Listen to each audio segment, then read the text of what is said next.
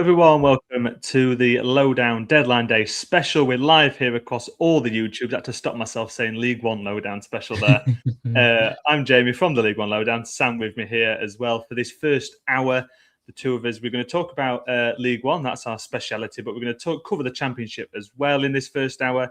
And then the deadline is at 7, but we're going to keep going beyond the deadline. We're going to hand over to Jordan and some of his colleagues as well. And we're going to talk. They're going to talk about all of the other leagues, really. So stick with us for the couple of hours or more, potentially. It could be a long night. Depends how things go with deal sheets and such beyond the deadline.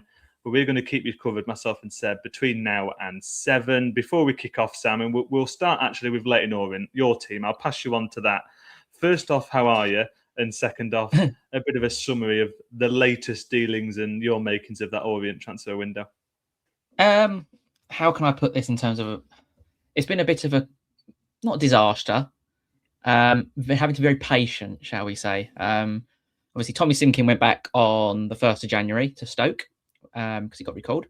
We then finally got a goalkeeper as of Friday of last week, which was like, the 29th? I'm thinking number 1, experienced goalkeeper. Everyone's very happy. For the first time in ages, I've seen the Orient fan base very happy. He then gets injured in the warm-up. And you think the geezer behind you's making a joke of it. Oh, he's been injured in the warm-up.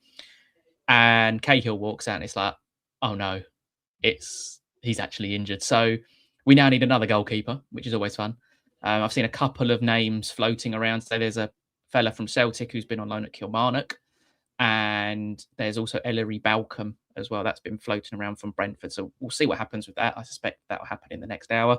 Needed a left back because we didn't have one. He went back from his loan as well. He's ended up at Sheffield Wednesday, has had a Romola. Pretty happy with that.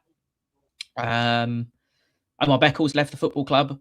What a legend. That's all I can say about Omar Beckles. Yeah, it's a very good signing for Gillingham, to be honest. A proper leader. Proper Gareth Ainsworth defender, I think it's fair to say. But a proper leader and a legend at the football club, I think. To play 200 appearances in the modern day for a League One club is mightily impressive.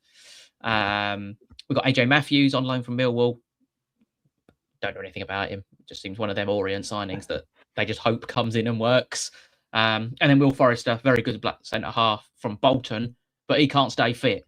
So that's very Orient as well. So I'm being patient. I still hope we got 2 more. Hopefully a progressive midfielder comes in and hopefully another goalkeeper, shall we say. Yes, plenty still to do at teams like Leyton Orient. There's a lot of teams up and down the divisions who are down at the bottom, need something to happen in this last bit of time. Doncaster can attach themselves to that. Elliot Lee came in earlier on in the day from Wrexham on a loan until the end of the season, adding in an extra man for that forward line. Bit more of a 10, you would say, but add something different with Okonkwo from Lincoln, one of the other Doncaster signings this January, already injured. It's a bit of a female team bringing in players and they're already getting injured. So in lieu of that, Doncaster have brought in Elliot Lee, who could make the difference. And you're always looking for someone at this time of season. If you're in a relegation scrap, if you're fighting for the playoffs or for a title, you're looking for one player to change your trajectory. And Elliot Lee could be that for Doncaster. A couple of comments in already. Remember, wherever you are watching along, do put comments into the chat. Questions, perhaps, we'll do our best to answer them. Or save them for our guests as we go along. Different specialities coming throughout the podcast. Comment there from Jake saying Seb must be buzzing. That I'm assuming is linked to this Davis Keillor done news. We're going to talk about that because Seb's coming on at 6:20. I don't know how happy he is about that, but he's going to come on here to talk about all things Barnsley and really all things Wrexham, because a lot of Barnsley's work in these latter hours attached to Wrexham. I mentioned there in terms of Doncaster with Elliot Lee, one of the deals so far of deadline day. There's plenty of others, plenty more high-profile transfers as well. Some coming in on the hour. I'll get your quick reactions to these, Sam. Dom Jeffries has signed a new contract at Lincoln City. Lincoln always busy on deadline day. This one, I guess, a bit more of a positive move as opposed to it being a new player coming in. Frank Onyeka has moved from Brentford to Coventry. Jack Batty from Blackburn Rovers to Swindon, and a move from the Championship to League One for Wes Harding. He moves from Millwall who have been active themselves this month with Barry Bannon, one of the players they brought in. He's gone to Plymouth. The other move coming through at 6 o'clock to mention is Raksaki from Crystal Palace, who are another team who's been very active. John Philip Mateta, a player who's been talked about a lot over the past few weeks. He's gone to Stoke as Sakai. Maybe a brief mention to John Philip Mateta, as well as those few transfers I've just thrown at you there, Sam. I guess Mateta has been one of the stories of the whole month, and it seems now that he isn't going to be moving away. Yeah, it's got to be because I know Glasner's obviously expressed his annoyance, shall we say, at players who taking them out the day before games, like it happened with Gurhey, it happened with someone they lost in the summer as well. I can't remember who. Eze as well went from in up the to summer, Arsenal. Yeah, so he's lost 2 key players. He doesn't particularly want to lose a third, but I know he's announced he's leaving at the end of the season. But they haven't won in 11 games in all competitions. Like, you could sell Mateta. I don't know how much they're going to get for Mateta, but it looks like he's failed his medical because of these knee issues. Even if they got Strand Larsen, it's not an upgrade. Like, you're spending 42 million on Strand Larsen. He looks like a confident centre forward in terms of, if you get him going, he looks very good, Strand Larsen. But if he's out of form, he looks like a bit of a donkey, to be honest. I don't think it looks out of place in like League Two with some of the stuff he's been doing recently. So it's got to be gutting though for Mateta. Like, you're going to one of the biggest clubs in Italy and the world in terms of a well-renowned name, in terms of was it AC Milan, and to have that fall through in the final couple of hours has got to be pretty disastrous. But if you're Steve Parish, for example, you're probably thinking, good, I don't have to spend 42 million quid on a new centre forward.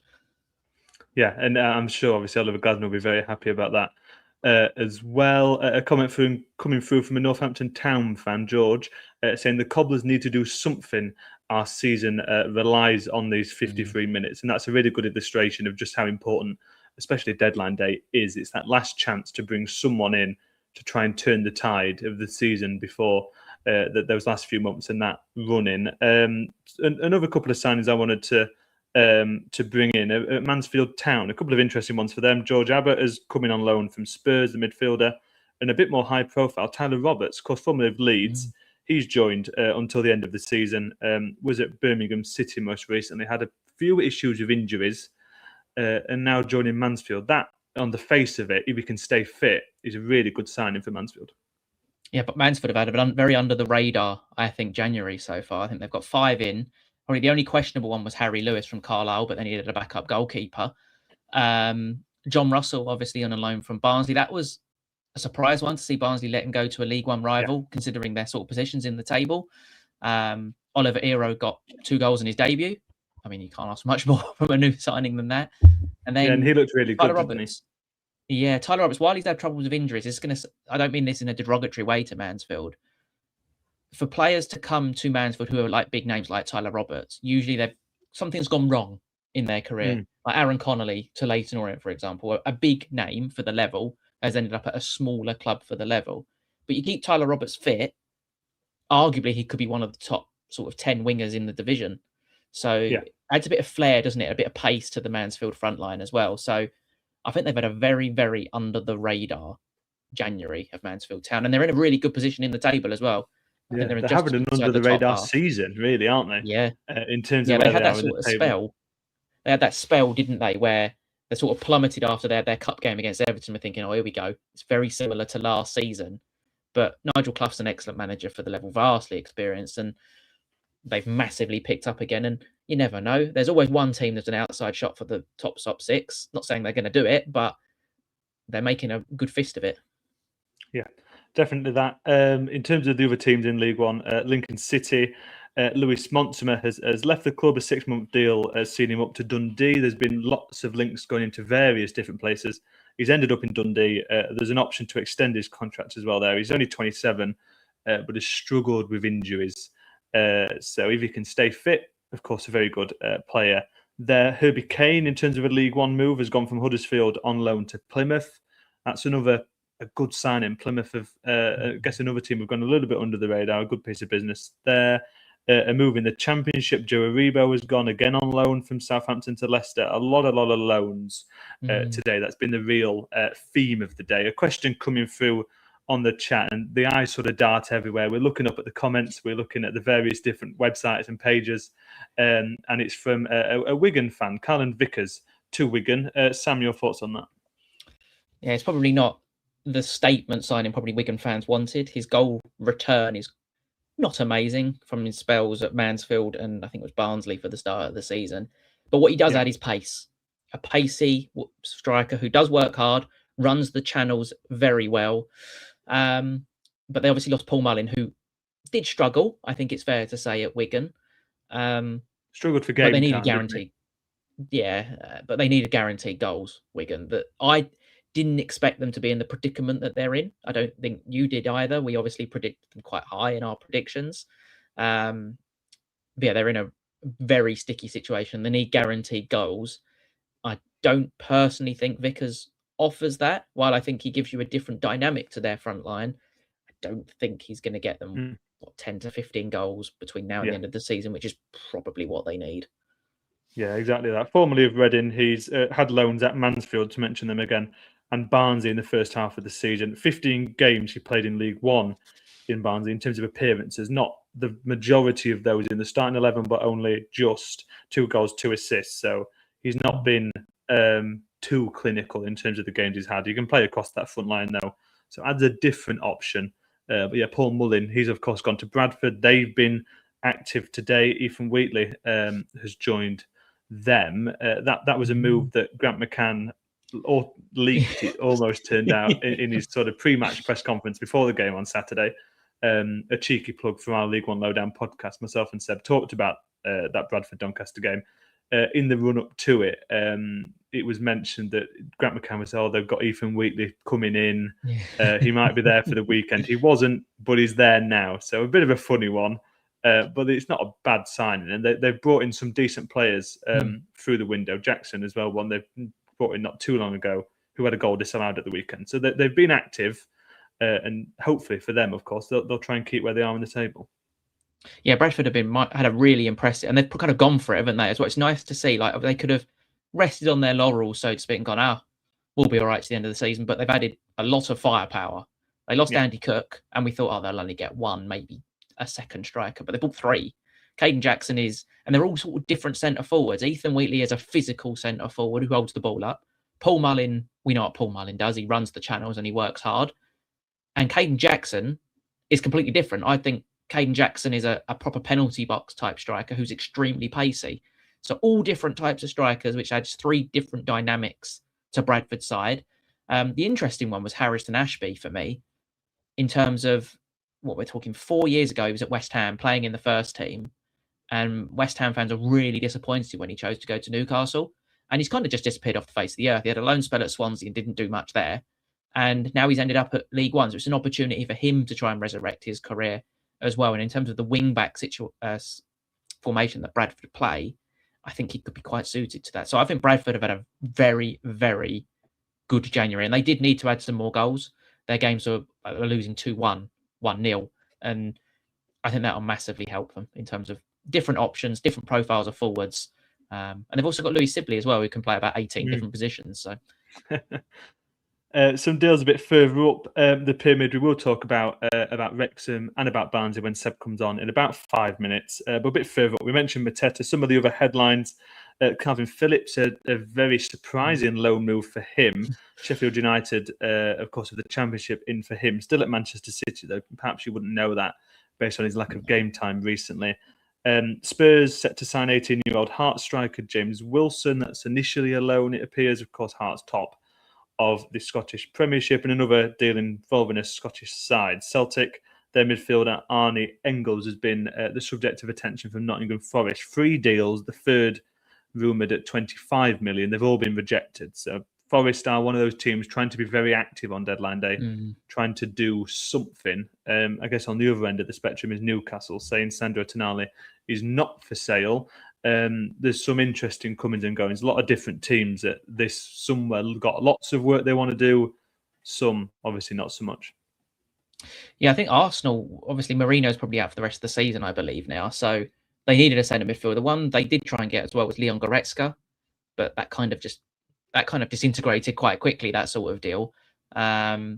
Newcastle, I'm surprised they've not been more active, to be honest. I don't know how they can't be that close on the PSR budget because they sold Ishak for 125 million or whatever it was in the summer. So they can't be close. And I did think they needed a bit more in midfield just to rotate and actually give him Arias, who's now injured, and Tonali just that break.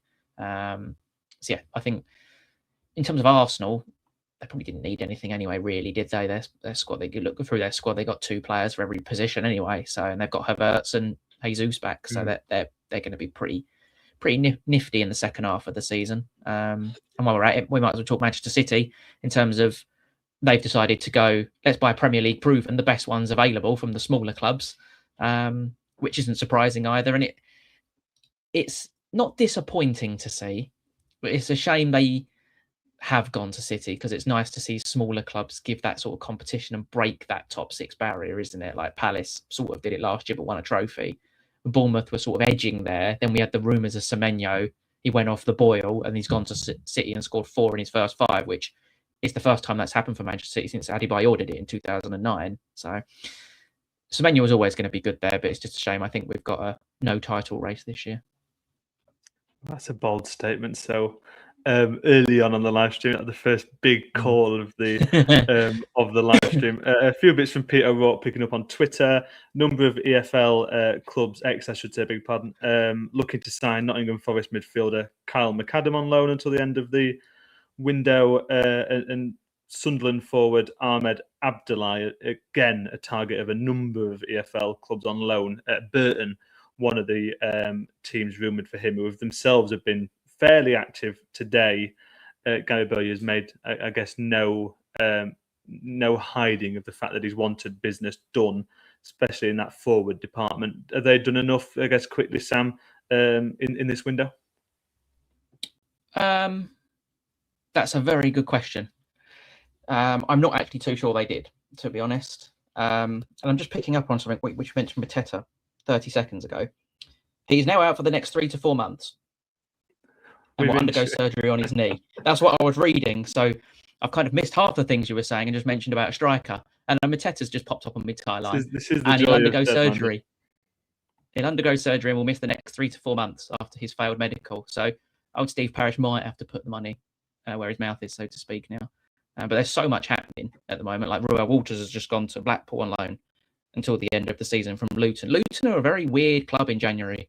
Like they've sold Lamine Fane, and Marvelous Nakamba looks like he's going out on loan as well. So a lot of the players that actually came down with them are now going, and they're sort of just bringing lots of different players in, which is not something you really want to do in January. Completely overhaul especially your midfield area. That needs to be your stability. So yeah, we'll wait to see. Jack Wilshere will probably sign himself if he could, to be honest. Nice comment there from Paul. Great show. Thank you, Paul. Bradford fan. We talked about Bradford a little bit earlier on. Another League One move, Duncan Watmore. He's gone to Rotherham. And there are obviously big movements. We teased it earlier at Wrexham, and we're going to talk about them with my League One review co-host, Seb, who's waiting in the wings. There he is. Hello, Seb. And hello, good evening. Yeah. The main story, of course, you know what we're going to ask you, is Davis Keeler done? It's looking imminent. All the signals are pointing that he's going to go to Wrexham, of course, from Barnsley. What are your makings of that? Well, Jamie, when we recorded the review show the other day, I thought we were in for a pretty chilled ride for this one. I thought sort of at the time there was not a lot circulating when it came to Barnsley and not a lot circulating when it came to Davis Keeler-Dunn. But today, sort of, as soon as it hits at 9 o'clock this morning, all we've been hearing is Wrexham and for Davis Keeler-Dunn. Davis Keeler-Dunn has travelled to Wrexham, medical being done, paperwork happening.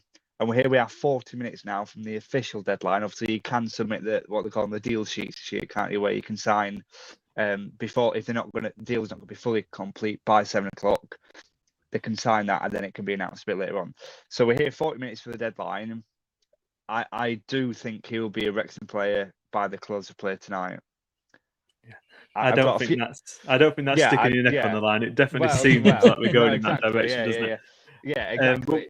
There's a few thoughts from that. Yeah, I guess firstly, I can't blame him. Obviously, you know, the money the Wrexham will be offering, Championship football, you can't blame him.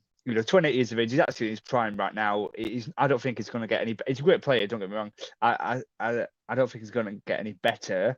I think now he's at his peak, and Wrexham obviously signing him at his peak. I think rumored 3.5-year deal, so that'll take him to sort of 31 years of age. So Wrexham will have him at the peak. He used to play for the club, so I guess he's got that sort of belonging there and that attachment to the club. And yeah, he's a good player. It's just a shame we've not been able to hold on to. But that's Barnsley for you, something in a nutshell. So slightly frustrating in terms of I guess we've had our window to prepare for it. We'll come on to this, I'm sure, in a few moments. And here we are, sort of on the last day. We've gone the whole window. I think we're going to keep hold of him, and then no real serious rumours, and then get to last day and all hell breaks loose, really. Yeah, I guess before I hand to Sam, there's 19 goals he scored last season, 13 already this campaign. He got a couple obviously at the weekend. Really big player. There has been a replacement, if you like. Obviously, that deal still, we don't know it's been confirmed yet in terms of the move to Wrexham, but you have brought a signing in to Barnsley. We have, yeah, and it's I guess and one of those that's already been played for the club in Tom Bradshaw. He's played for the club 2017 to 2018, I think it was at Barnsley, or 2016, 2018 it was. So 2 years, nearly 10 years ago now. And it was all right. It was all right. Sort of, he played okay. He wasn't sort of our top goal scorer. He got maybe mid-teens sort of in terms of goals. So he did score, but wasn't sort of the focal point of the team. And he's come back in on a loan to the end of the season from Oxford. So he signed for Oxford last summer. Before that, I was at Millwall for a few years, having moved there from Barnsley. So it's a weird one. I hope it's not it's going to end up being. We need another striker anyway, but it's looked as though sort of he is coming to replace Keeldon. But they're different sorts of players. Obviously, Keeldon is a bit more tricky, got a bit more pace. Bradshaw just doesn't have that. He's 33 now. He's going to be more that sort of similar type role to David McGoldrick. I think those two will swap in terms of, one might play 60, then another will come off, finish half an hour, then the next game it's sort of be the way around. So I think that's how it will look. The problem is it looks worse with Keeldon going, and it looks as though sort of they are a direct replacement for each other when that is not the case at all.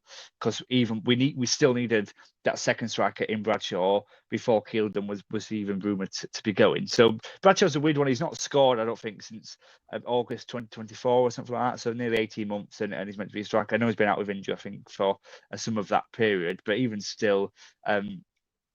Not great figures as such, but he knows the club. He knows where the back of the net is for Barnsley. So hopefully, and he played with Hurrian as well. Obviously now manager. Signing all his mates is other hand, isn't it? Well, it's his birthday today as well. Yeah. Busy It birthday. is his birthday, yeah. So no doubt we're going to get a couple of a couple of his old colleagues will be given a call as well, maybe. But yeah, it's an interesting one. I think it's made worse by Keeldon and his move to Wrexham. Yeah, it's difficult, isn't it? Because they're probably two different types of forwards, aren't they? Keelan Dunn's probably someone who drops deep, dribbles with the ball, where Tom Bradshaw's sort of going to be that sort of penalty box striker, isn't he?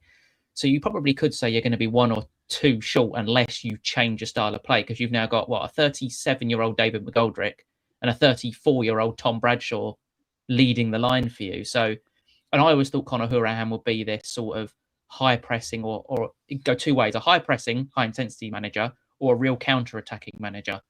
And I don't think he can do either with the two strikers he's now got at his disposal. My question would be, are you worried about the teams behind you in the table? I know you've got so many games in hand and you have scored 40 goals. You're losing probably arguably one of the best players in the division. Are you hopeful that it'll be reinvested in the next hour?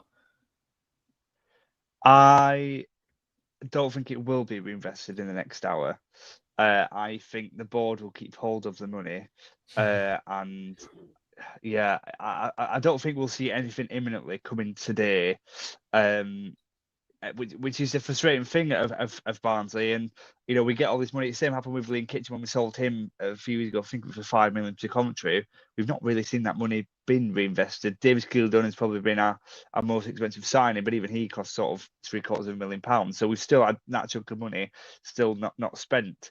So I don't think we'll see anything. I think if we do see any movement as such, it will be in the summer. We might bring a sort of short-term deal, sort of a loan, or even just someone that might, a free agent that might be on out contract until the end of the season, just to bridge that gap. But I don't think we're going to spend anything tonight from that money, which is frustrating. But it's the way Barnsley have sort of been the last few years. Yeah, it's just really annoying. It's just really like, he's our star player. Yes, he's gone. He's done really well to be announced, but he's sort of keeled on going has just made it all a little bit of a mess. And I know you shouldn't sort of base your whole season on around one player, but he was just so impactful. He's been such a good player for Barnsley. And then you're right, Barnsley not going to get relegated this season. But equally, having had the two good wins that we have had over the past few weeks, we've managed to build a bit more of a side that fits Horian's style of play some really good football as well. And then you think, oh, right, okay, let's go and push on. And they're just selling DKD here today.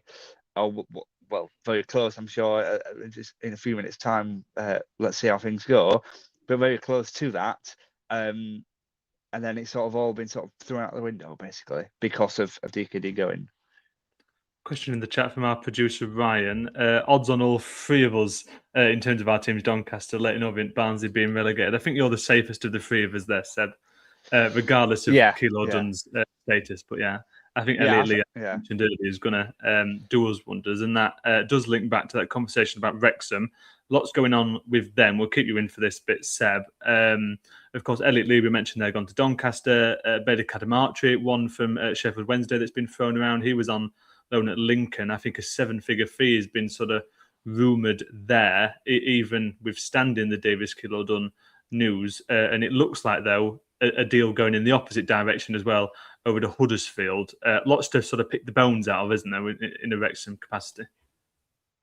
There is, there is. Obviously, Wrexham have the money. That's the bottom line. Is they can afford to bring in these good players. Keeldon's one of them, Kadamarchi another one, and because of these incomings, they've got quite a few outgoings as well. Like you said, Elliot Lee just sort of freshening up that attack. We've seen Conor Cody leave in their defence as well. Yes, he wasn't starting a lot of games, but still, they can afford just to refresh these players every window, basically, because they have the money. They've got that attractive nature to players in the Championship, to players in League One that want to step up to the Championship, like Keeler done.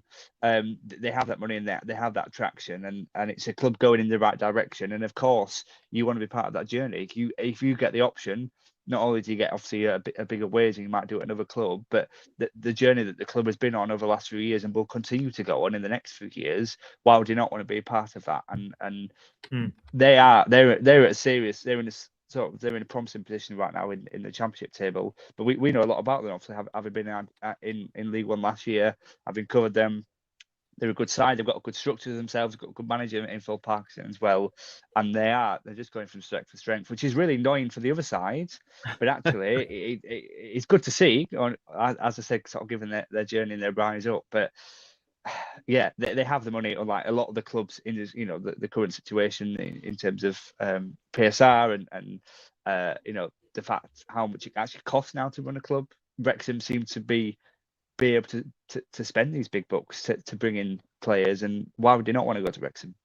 Yeah. One more question for you, Seb, for me before we let you go. I'm going to give you a little bit of thinking time as well.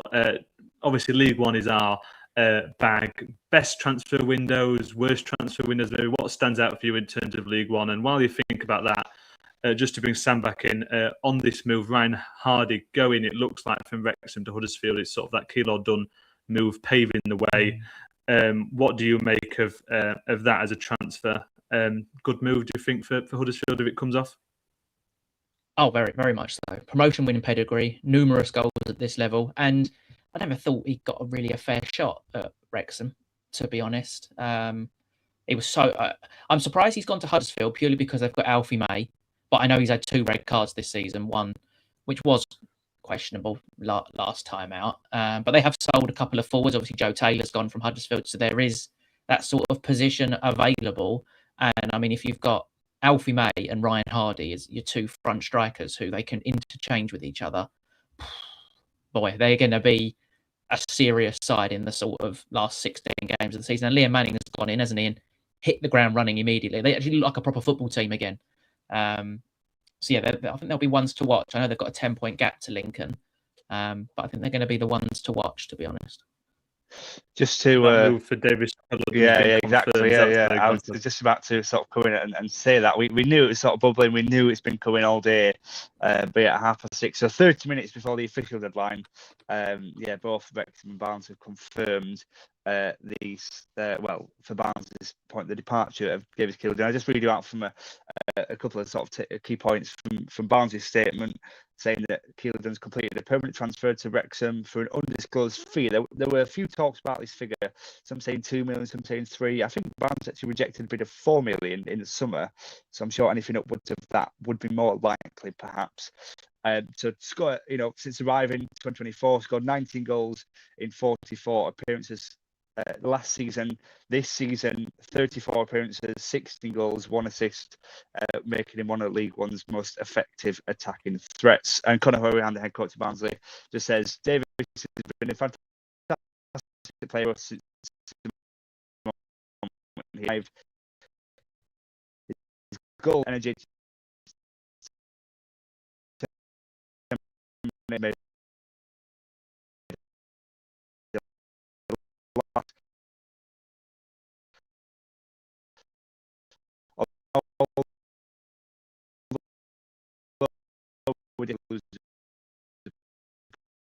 here.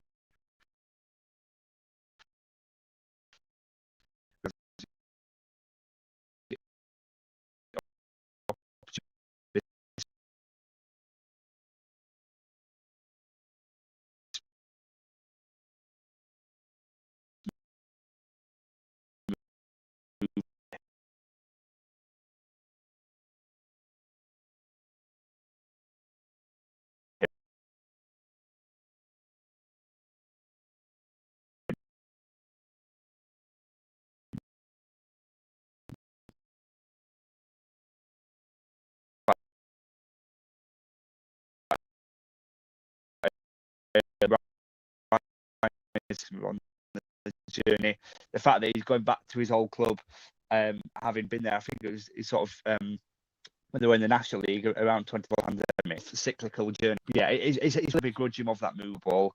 Because one of the standout players for that, he's shown in league he plays for. He can do about that. So it's really sort of gutting the best. He's come. Yeah, hats off to him. This year. That helps. No, no. I'm trying to think. Who is? Do we put Barnsley in the bad category now? Now Keeldon's gone. Depends. Obviously, they've got half an hour to bring someone in. I think there was a plan. I keep talking about Barnsley, but obviously that's why I'm here. I think there will have been a long-term plan to bring in a replacement and a successor.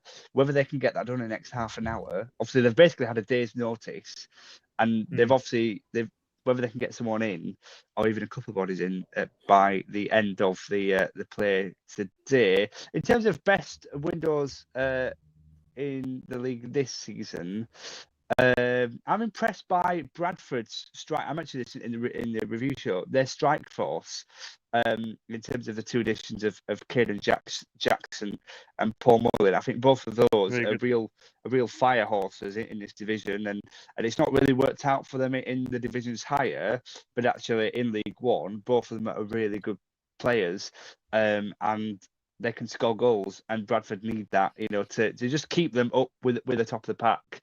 Obviously, it's so tight up there, as we've been saying, that they have to keep winning games and keep scoring goals to make sure that they're still up there and don't drop down. So, Bradford Very for me. good. Fantastic. Well, thanks for joining us, of course, Seb. We've got a nice comment that's just come through there saying one of our watchers thought me and Sam were the same person at first. I don't know who that reflects better, and I think I've done the best out of that, Sam, I have to say. But thank you, of course, Seb, for joining us. Josh Stones is one of the strikers that have been rumoured as a replacement. Of course, Seb, I'll be back with him on the review show on the League One Lowdown later in the week. A few transfers have come through while we've been chatting to Seb. Just to round you up, keep you updated on your thoughts on these, Sam, before we bring on our next guest. John Palmer rumouring that Isaac Hutchinson sets to rejoin Bristol Rovers. That'll be a loan. Sam Waller has gone from Burnley to Harrogate, and a couple other rumours. Sammy Smodix potentially going to Derby, and in League One, Louis Barry might be heading to Stockport. You need to pick the bones out of that before we bring Ollie on to things Hull and Championship. John Eustace, I believe, managed Sammy Smodix at Blackburn and got him to be one of the best strikers in the division. So if he can go there and get him back, £4 million is a steal. Isaac Hutchinson will probably leave to the League Two guys at 7 o'clock. They will probably know more about him than I do, to be honest, but it seems Steve Evans has kind of gone in and gone, right, let's do a Steve Evans transfer window. Everybody out. I want my own players, which is what he's very good at doing.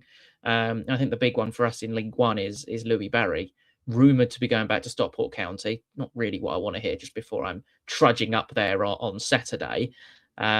We know what Louis Barry and how good he was last season. He was still one of the top goals and assisters in League One in January before he left. And by the end of the season, he was still in the top three, which was absolutely ridiculous. So if he comes in, yeah, Stockport are going to be a serious side. They've got Lolly Norwood back from injury, Ben Osborne's back from injury, and they're looking a serious football club again. Like we were quite critical, weren't we, in our sort of half-season review. And since then, they're unbeaten. So I'm going to take that we've basically kicked them all out the backside, and we can take the plaudits for that one. Very good. As always, still plenty coming in. We're going to join by Ollie in just a second to talk about Hull and the Championship overall. One of the bigger news stories of the day from Liverpool. Jeremy Jacket is the pronunciation I'm going for there. That's actually a signing that won't be done until the summer. £60 million coming in from Rennes, doing his medical, I believe, is the latest update on him, the centre half. So it is strange, and I guess shows the different side of things between the teams lower down and those teams right up at the top, that they can plan for the summer, whereas a lot of the other teams are, of course, planning for now. It's not been has it been as busy as usual? I'm not quite sure it has, Sam. I guess there's an overall on deadline day. It's not seemingly been as busy as usual, but of course, still plenty to talk about. Normally our phones are pinging every 5 minutes, and they have at least 6 sort of transfer updates. It seems a lot of clubs got it done early. I think it's fair to say a lot earlier than normal. And then you've got the old League 1 and 2 clubs absolutely panicking, going, oh my God, we need 4 players. Orient, for example. We need 3 or 4. It's, 6 o'clock nearly? 6:30? 6:30. And we need 3 at least in the door still. I'm fully expecting at 7 o'clock to have one, and then at 9 o'clock to have another, being brutally honest. Okay. With of course the deal sheets, meaning that you, as long as the sort of the main chunk of the deal is done before 7, that those signings can come in afterwards. Yeah, so I think while the deadline is at 7, I think we're going to have transfers going on till about 9 o'clock, to be honest. Yeah, I think that's fair. And so we'll carry on the stream. Myself and Sam are going to move over at 7 and hand across, but do stick, of course, with the broadcast. Apologies for any technical issues while Seb was with us. We're keeping tabs on that as we bring in Ollie, who Hull City fan, is going to talk about them first and foremost. First of all, Ollie, hope you're okay. Hope you're having a good deadline day. And before we talk about the Championship as a bit more of an overall, it's not been a bad window for Hull. It's been obviously a very good season. I am stunned and blown away by the window we've had so far. It's an incredible window, and I think Jurkiewicz just deserves so much credit for the business he's doing and the ownership model that we've got at Hull City at the moment. Obviously, we're under embargo, and some of the things that they've done so far this season and in this window, there's been nothing short of incredible. You know, we're third in the league. We're going into a run of games now where we've got 4 home games in a row. We've just brought in Kieran Dowell. We've just brought in Lewis Kumas. We've just brought in Toby Collier. We've had to release Enis Destan and Joel Ndala, who's gone back to Man City, and then immediately loaned back up to Sheffield Wednesday this evening. We'll look stronger. We'll look stronger. It's been a nice, quiet deadline day for Hull City. There was rumour around John Egan being linked with West Ham of all places. last sort of couple of hours. But they've been after every defender in the Yeah. land. By I the think seems so. of things. But to be linked with 33-year-old John Egan is a turn up for the Bucks. I think it's down to the fact that obviously we've made no bones about the fact that Charlie Hughes isn't for sale, and even though we've set ourselves in such a good stead now for the championship and really given ourselves a tilt at automatic promotion, it was a bit of a no-brainer to keep hold of Charlie Hughes now. The gamble is to keep him now for the rest of the season. Even if bids did come in, I think it made most sense to keep hold of him. Yeah, one thing I want to pick up on, Hull, and League One viewers will know I love my XG table. And Hull currently sit 19 places above where they should be, and should apparently be in 22nd place, and should have conceded 12 more goals than they should have. Obviously, you've only signed, I think it's Paddy McNair, as sort of a defensive-minded player. Are you concerned in the second half of the season the numbers may eventually catch up, or are you pretty consistent in terms of we're just going to go and outscore people now? Well, I think the style of games have changed as well recently. I think the tactics have changed a little bit under Jurkovic. We seem to have gone from that team who would be like, right, we're going to go and outscore you. We'll go and score 5 to your 4. And our goal differences has actually started creeping up a little bit, and we're making it harder to concede. All right, granted, there's been times this season where we've come up against, let's say, for instance, Zampa Popnik, who's missed open goal after open goal. He missed 2 clear chances, and Swansea should have probably won that game on balance. But don't get me wrong, we've ridden our luck. We're hoping to keep hold of, obviously, John Egan now. We've brought in Paddy McNair, as you just said. We're hoping to have Semi Ajayi back from his injury that he picked up in the 3rd, 4th place playoff in the African Cup of Nations. Of course, I'm concerned, because if it goes down, if we lose a couple of key defenders, if we lose Charlie Hughes, for instance, it's going to be difficult. How do you replace that? You can't, can you? So, of course, there's a concern there. But in the same breath, does Jurkovic then go back to the original model of, right, we'll just go back and start outscoring you again because we can do that? Yeah, there is a slight concern. I mean, I love that XG statistic. I think it's brilliant. And every single week I read on Twitter or on the socials that Hull City are the worst team in the league. They're the worst team in the league. We're 3rd in the league, man. We're 3 points outside the automatic. So long may we continue to be the worst team in the championship. That's what I say. Yeah, Jamie always tells me that Never way football's shove not the played on XG, Sam. That's what he's telling you there. You always in the tell me nicest football's possible played way, on, Sam. Yeah, you always say football's played on the grass, not on paper, Sam. And I still go off stats. In terms of the championship as a whole, obviously we've got Coventry City who are bottling their way to the playoffs once again. And I think Middlesbrough are the team that have surprised me quite a lot. Obviously, when Rob Edwards left, they were in a pretty good position. And Kim Hellberg's kind of just continued their massive progress. 2nd best defence in the league, just behind, I think, Stoke and Ipswich. Do you see them keeping the pace, or do you think they're the team sort of to go on to win the league now, Middlesbrough? I think they look fantastic at the moment.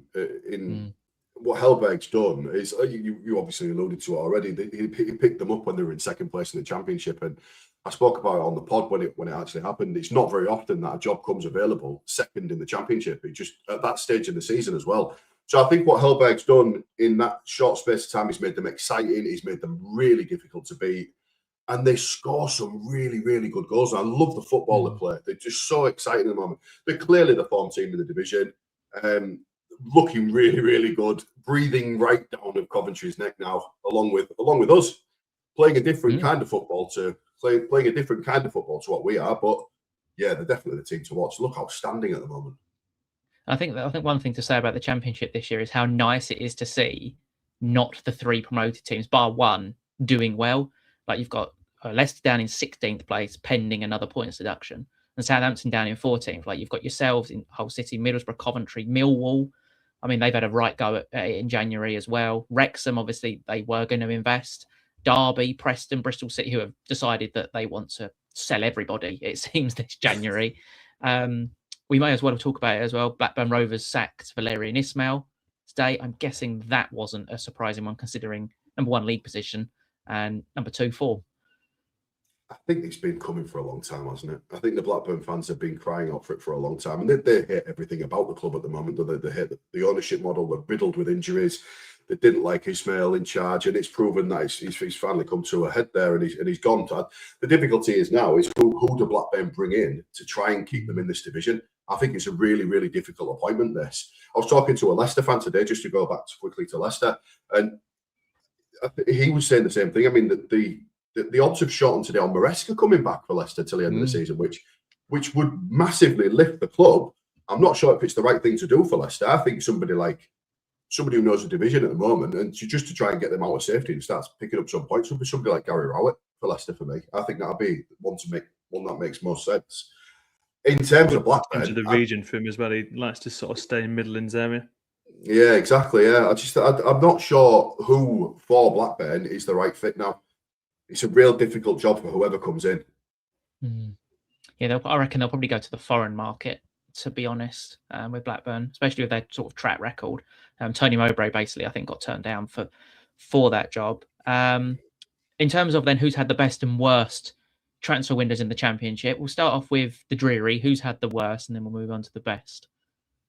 Well, you're probably looking at Chef Wednesday for the worst, aren't you? I mean, I know they brought in, Joel and Darla in this afternoon. Which, don't get me wrong, he had a decent crack at it with us, but looks a little bit lightweight. And going to Sheffield Wednesday, they're already doomed, aren't they? So it's almost like they're just kind of ticking the time down now till League One, really. So probably Sheffield Wednesday. In terms of the best, I mean, I'm just looking at the rumoured signings now. Looking at Calvin Phillips to Sheffield United.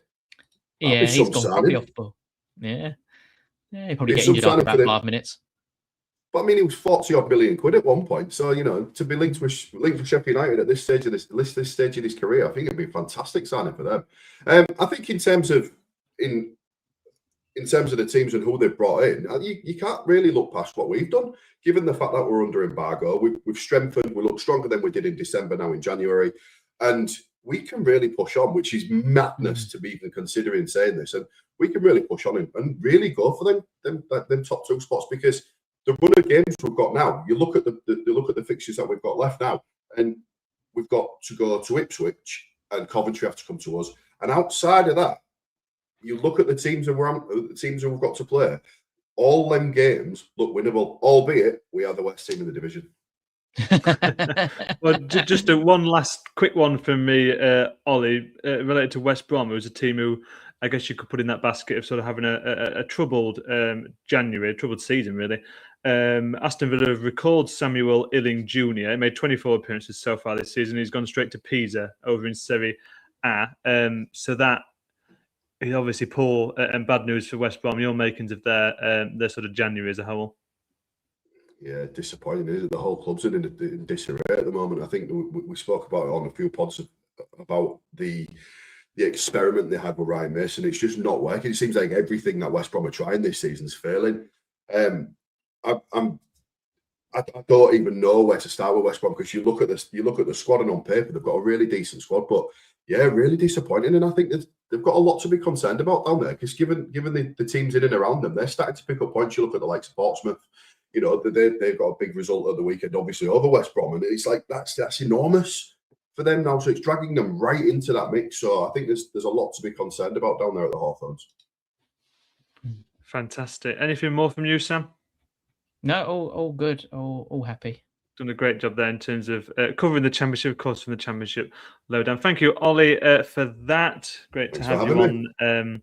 Thank you. Great to have you on the Deadline stream. Plenty have happened. I think it always is the way, isn't it? We go off 10 minutes to sort of dive into one particular league, one particular club, and lots happens sort of a bit wider. We mentioned in terms of Harrogate bringing in Sam Waller, they brought in Tobias Brennan, midfielder, earlier on as well. So a couple of deals done for Harrogate on deadline day. A couple of comments to just briefly mention in a second. Simon Angrina, first off, from Sunderland, he looks like he's going to Monaco on a loan until the end of the season. Another Premier League deal. Arsenal, they're signing up England under-19s international Jayden Dixon from Stoke. 3.2 million, it seems, the deal that's been reported by Peter O'Rourke. But a couple of comments in. One related to Cardiff City. Our thoughts on their January. I'll let you take that one, Sam. Yeah, I think it's been the best part, I think, of Cardiff's January is they've not sold any of their best players. They've kept hold of Dylan Lawler, they've kept hold of Kopakiao, they've kept hold of Trott, they've kept hold of Robinson, they've just kept hold of everyone that they needed to have a successful end to the season, because they do have their moments because it's a young squad at the end of the day. They have their moments like they do at the weekend where teams just sit on the 6-yard box and they've got to try and break them down. That will happen quite a lot to Cardiff. If a team comes out to try to play them, I think they're a very good side. My only concern is, do they have a plan B? The only real signing of note they made was Harry Tyra in goal. That was because Jack Anick and Horvath both left. So did they need a bit more? Potentially with Salech being injured. But you can't argue that their model of promoting from within has been rather successful this season. So you never know. They've probably got another little Welsh whiz kid in the youth academy ready to make that step up. Yeah, lots being done across the league. Not yet, as you mentioned there, not so much at Cardiff because they perhaps just didn't need to do that business because of how well they've done so far this season. And a comment for me as well, quite curiously, Doncaster's Meet the Owners event is happening tonight on deadline day.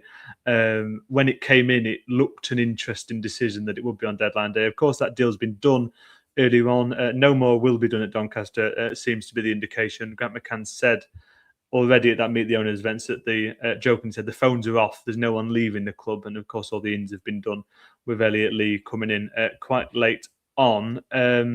Stockton perhaps going to Morecambe. One of the comments coming through. I'm sure the guys taking over from us at 7 can cover that because they'll be talking about the National League, League Two, and a bit of the Premier League as well. So we'll leave that in their capable hands. Just under 10 minutes now, Sam. Before we hit that deadline, I guess not really the deadline if the deal sheets come in, and it's a bit more, I guess, a ceremonial deadline now. You've got to have most of the work done if you are going to make a transfer, of course, by 7 p.m. So far, then, if you want, I guess you can take it as 2 questions. A deal of the transfer window, deal of deadline day. What do you reckon? Deal of deadline day. I'm going to say I think Keylor Dunn to Wrexham is very, very good. I think he's a £5 million player and they've got him for around half of that is led to believe. I think that's an excellent signing. I think Schmodix to Derby will be an excellent signing as well. I think Johnny Eustace obviously knows him well. So if he can get the best out of him, Derby, nobody expected them to be where they are. So they're pushing well above their weight. And then if I had to pick another one, Anthony Patterson to Millwall from Sunderland as a goalkeeper. They're making a really good fist of it at Millwall this year, which is good to see because it's something different. Like everyone's fed up of seeing the same clubs come up and down. It's brilliant to see. We've got so many different clubs this year fighting for promotion from the Championship. Onyeka's just gone to Coventry as well. I think that's a good signing. They needed another midfielder. They weirdly kept signing wingers. They didn't need wingers. They needed a centre midfielder. So they've now got a centre midfielder. In terms of the League One club that's had the worst January, horribly, I think it might be Exeter, to be honest, because they just can't I guess comes buy as no anyone. surprise, does it? No, they couldn't buy anyone because their budget is already too high. They've already said they're going to cut it by £1.5 million in the summer. The other only club that's probably had a weird January is Luton. Obviously, there's been a lot of outs, a lot of them on loan to clubs in higher divisions, like Milenik Ali, who joined them last season, has gone on loan to Portsmouth and hit the ground running there. Massively improved them in terms of their form. Ethan Archer, who signed in the summer, has gone back out on loan to Port Vale. And I personally really rate Ethan Archer. So I'm surprised that's happened. Zach Nelson, who was playing for them, has gone on loan to Wimbledon. Jerry Yates has somehow ended up at Sheffield Wednesday. I mean, they'd take anyone. And then Christ Macasso has gone to Oxford. So they've all gone up divisions. I mean, Fane's gone to Venezia. So you swapped Luton for Venice. I mean, that's one big upgrade in terms of culture. I think the weirdest signing, though, for Luton is Devante Cole, which kind of come out of nowhere in terms of it looked like he got his.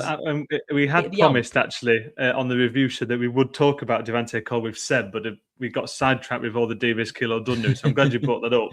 Of course, was at Port Vale for the first half of the campaign, scored a few goals, and now he's jumped ship to Luton. Sorry to cut across here. What were you going to say about Devante Cole's move?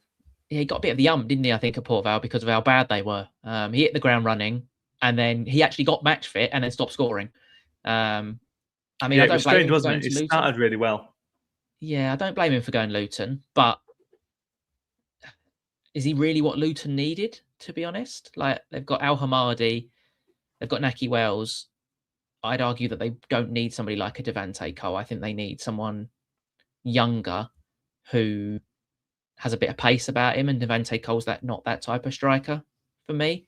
They've been They struggling need for a goals, haven't they? I guess. They are, yeah. They need an Naki Wells from 10 years ago is probably the best way I can describe it Yes. to them. Or Tom Yeah, Bradshaw from 10 years ago. That's probably Mm. what they were after. And they've ended up with Devante Cole. There was a whole host. Something I found on Twitter while we were talking with Seb is Luton Town's January signings since January 2024. So they signed 30 players, I think 27 players since January 2024. Only 9 of them still remain at the football club. They've spent £30 million on fees and around £10 million on managerial exits since 2024. So in 2 years, they've spent 40% of their parachute money already, which is rather alarming. Yes, definitely that. Lino Souza has gone from Aston Villa on loan to Rotherham. A couple of late deals for them. Duncan Moore came in a little bit earlier on. I think that might mean there's a deal at Leyton Orient, an interesting noise. Peter O'Rourke. I have no idea who this fella is, unfortunately. But Peter O'Rourke has said, understand. Well, Peter O'Rourke's, of course, the journalist. Yeah, so he's the League One Fabrizio, as we call him. Yes, indeed he is. So he's saying, yeah, go on. I was surprised we've gone back to Stoke for a player after Simkin and how he didn't really play for us. Understand Stoke winger Favour Fawamni is set to join Leyton Orient on loan. There you are. At least it's someone. At least it's someone. It's somebody. We did need a winger, to be honest. Right, into the old Google search. Here he goes. Let's have a look at his career, shall we? As you go and Google a couple of bits and pieces to take up involving Crystal Palace, they're nearing a deal, it believed, for Strand Larsen at Wolves, and one that looks a bit closer. This from David Ornstein. Crystal Palace reaching an agreement with Everton, a potential deal worth in and around £20 million for Dwight McNeil, the 26-year-old winger, undergoing his medical. Raced against time to complete the deal there. Interesting. I'll get your thoughts on that. But yeah, first on the Leyton Orient transfer. So he's played 2 senior games in his career. That's a very Orient signing. 2 appearances this season in the League Cup. But he's got a very good record in Premier League too. 7 appearances, 5 goals, 3 assists. So we've just got to hope he's not another Kyan Edwards, because we signed him based on his record in the Premier League too, and that's gone really badly. We've just got to hope he's as good as Don Ballard, considering his under 21 record. So at least it's a winger. As long as we get a goalkeeper, we still need a centre midfielder, so we're still 1 more short. So we'll see. The deal sheets need to be submitted in 3 minutes' time. So please, we need a goalkeeper. Please. Yes, time running out a little bit. A comment from Adam. We spoke about this a little bit earlier on in terms of Ryan Hardy looking like he's going to go for Huddersfield from Wrexham. That linking in a bit, that chain reaction. You see that a lot, especially on deadline day. There's these chain reactions. One move leads to another, and that one looking likely now Keylor Dunn has gone to Wrexham, freeing up Ryan Hardy to move away. We mentioned earlier, Sam, that is that's a good move, isn't it? Especially for Huddersfield, bringing a player in and adding that extra option, because they've not got, I guess, perfect options at the minute. And Liam Manning has made that team better. They're ticking along nicely, but it's always good to add, isn't it? Oh, 100%. 100%. Angel Gomez and Adam Armstrong have completed their medicals at Wolves, which frees up Strand Larsen if that move to Crystal Palace is still going to happen. That is pretty much preparing for the Championship, signing Adam Armstrong. He's so good at the Championship level. But the different types of players, aren't they? Angel Gomez obviously made his England debut under Lee Carsley and looked quite an accomplished little midfielder, to be honest.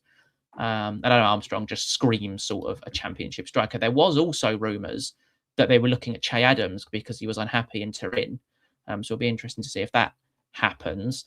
Manchester United forward Gabriel Bianchiri has finalised a loan move to Rotherham United in the past. Another late one for Rotherham. And another move from Manchester United, James Scanlon. He's gone to Swindon of League Two, of course, Ian Holloway's team. But Rotherham been very busy late on, haven't they?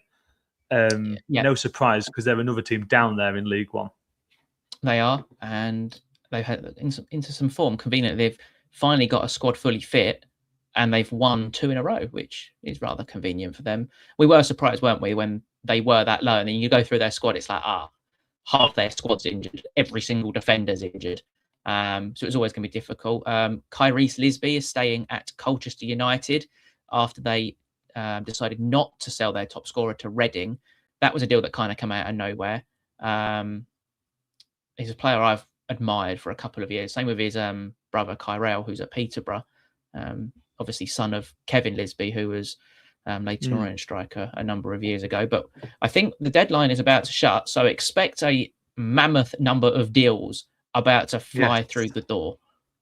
We've hit 7 o'clock, so and it's looking like that deal, McNeil to Crystal Palace from Everton, looking like that one has been accepted in and around 20 million. Sky Sports now reporting that one. We've hit 7 o'clock. That means it's mine and Sam's time to head away and hand over to Jordan, George, and Jack. Jordan's going to join over for the handover. Last word from you, Sam. Thank you very much for joining us on this first hour. Great fun, very chaotic as always on these deadline day streams.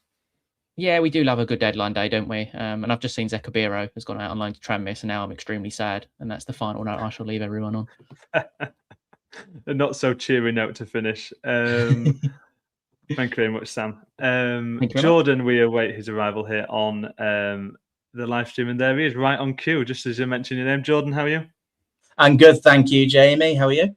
Yes, good, thank you. Glad I think my hour's over because it's getting busier and busier as the seconds tick by. See, you've got the Jim White yellow tie on, ready to go. I've come fully prepared this time. It was one in which I thought last minute, and the one in the summer, but I couldn't find one for the life of me. I thought, actually, I'm going to come prepared this time. So I thought I'd spend the £5 on Amazon, so to look the part for this one. But yeah, I'm looking forward to it. I always enjoy deadline day streams for the ones I've been on. I think I've been on every one so far.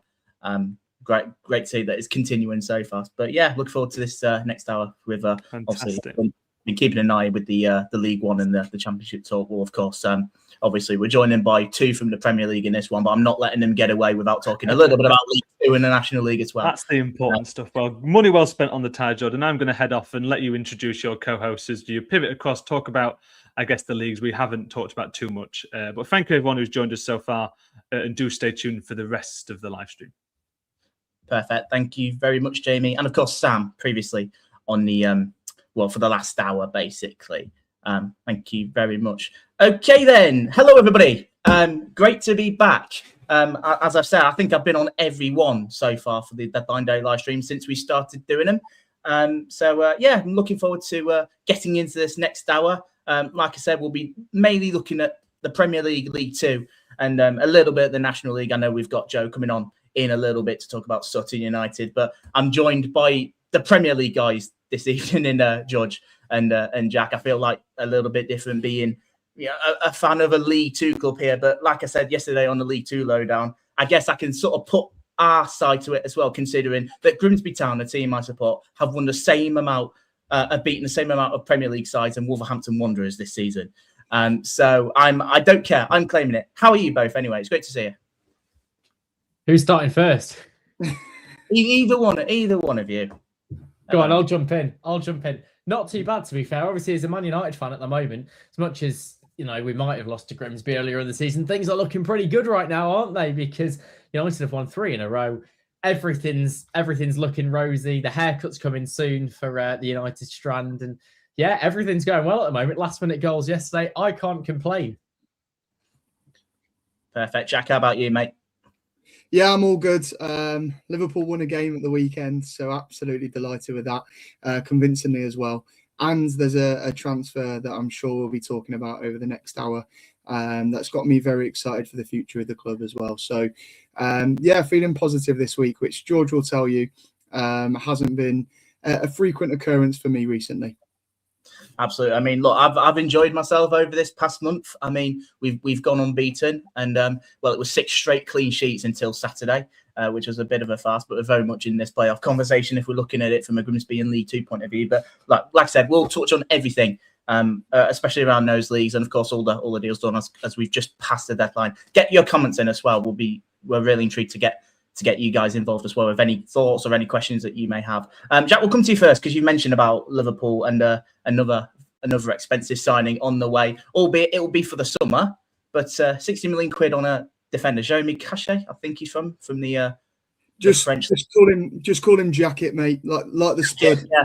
Yeah, we're English, aren't we? Trying to be posh. How do you feel about that?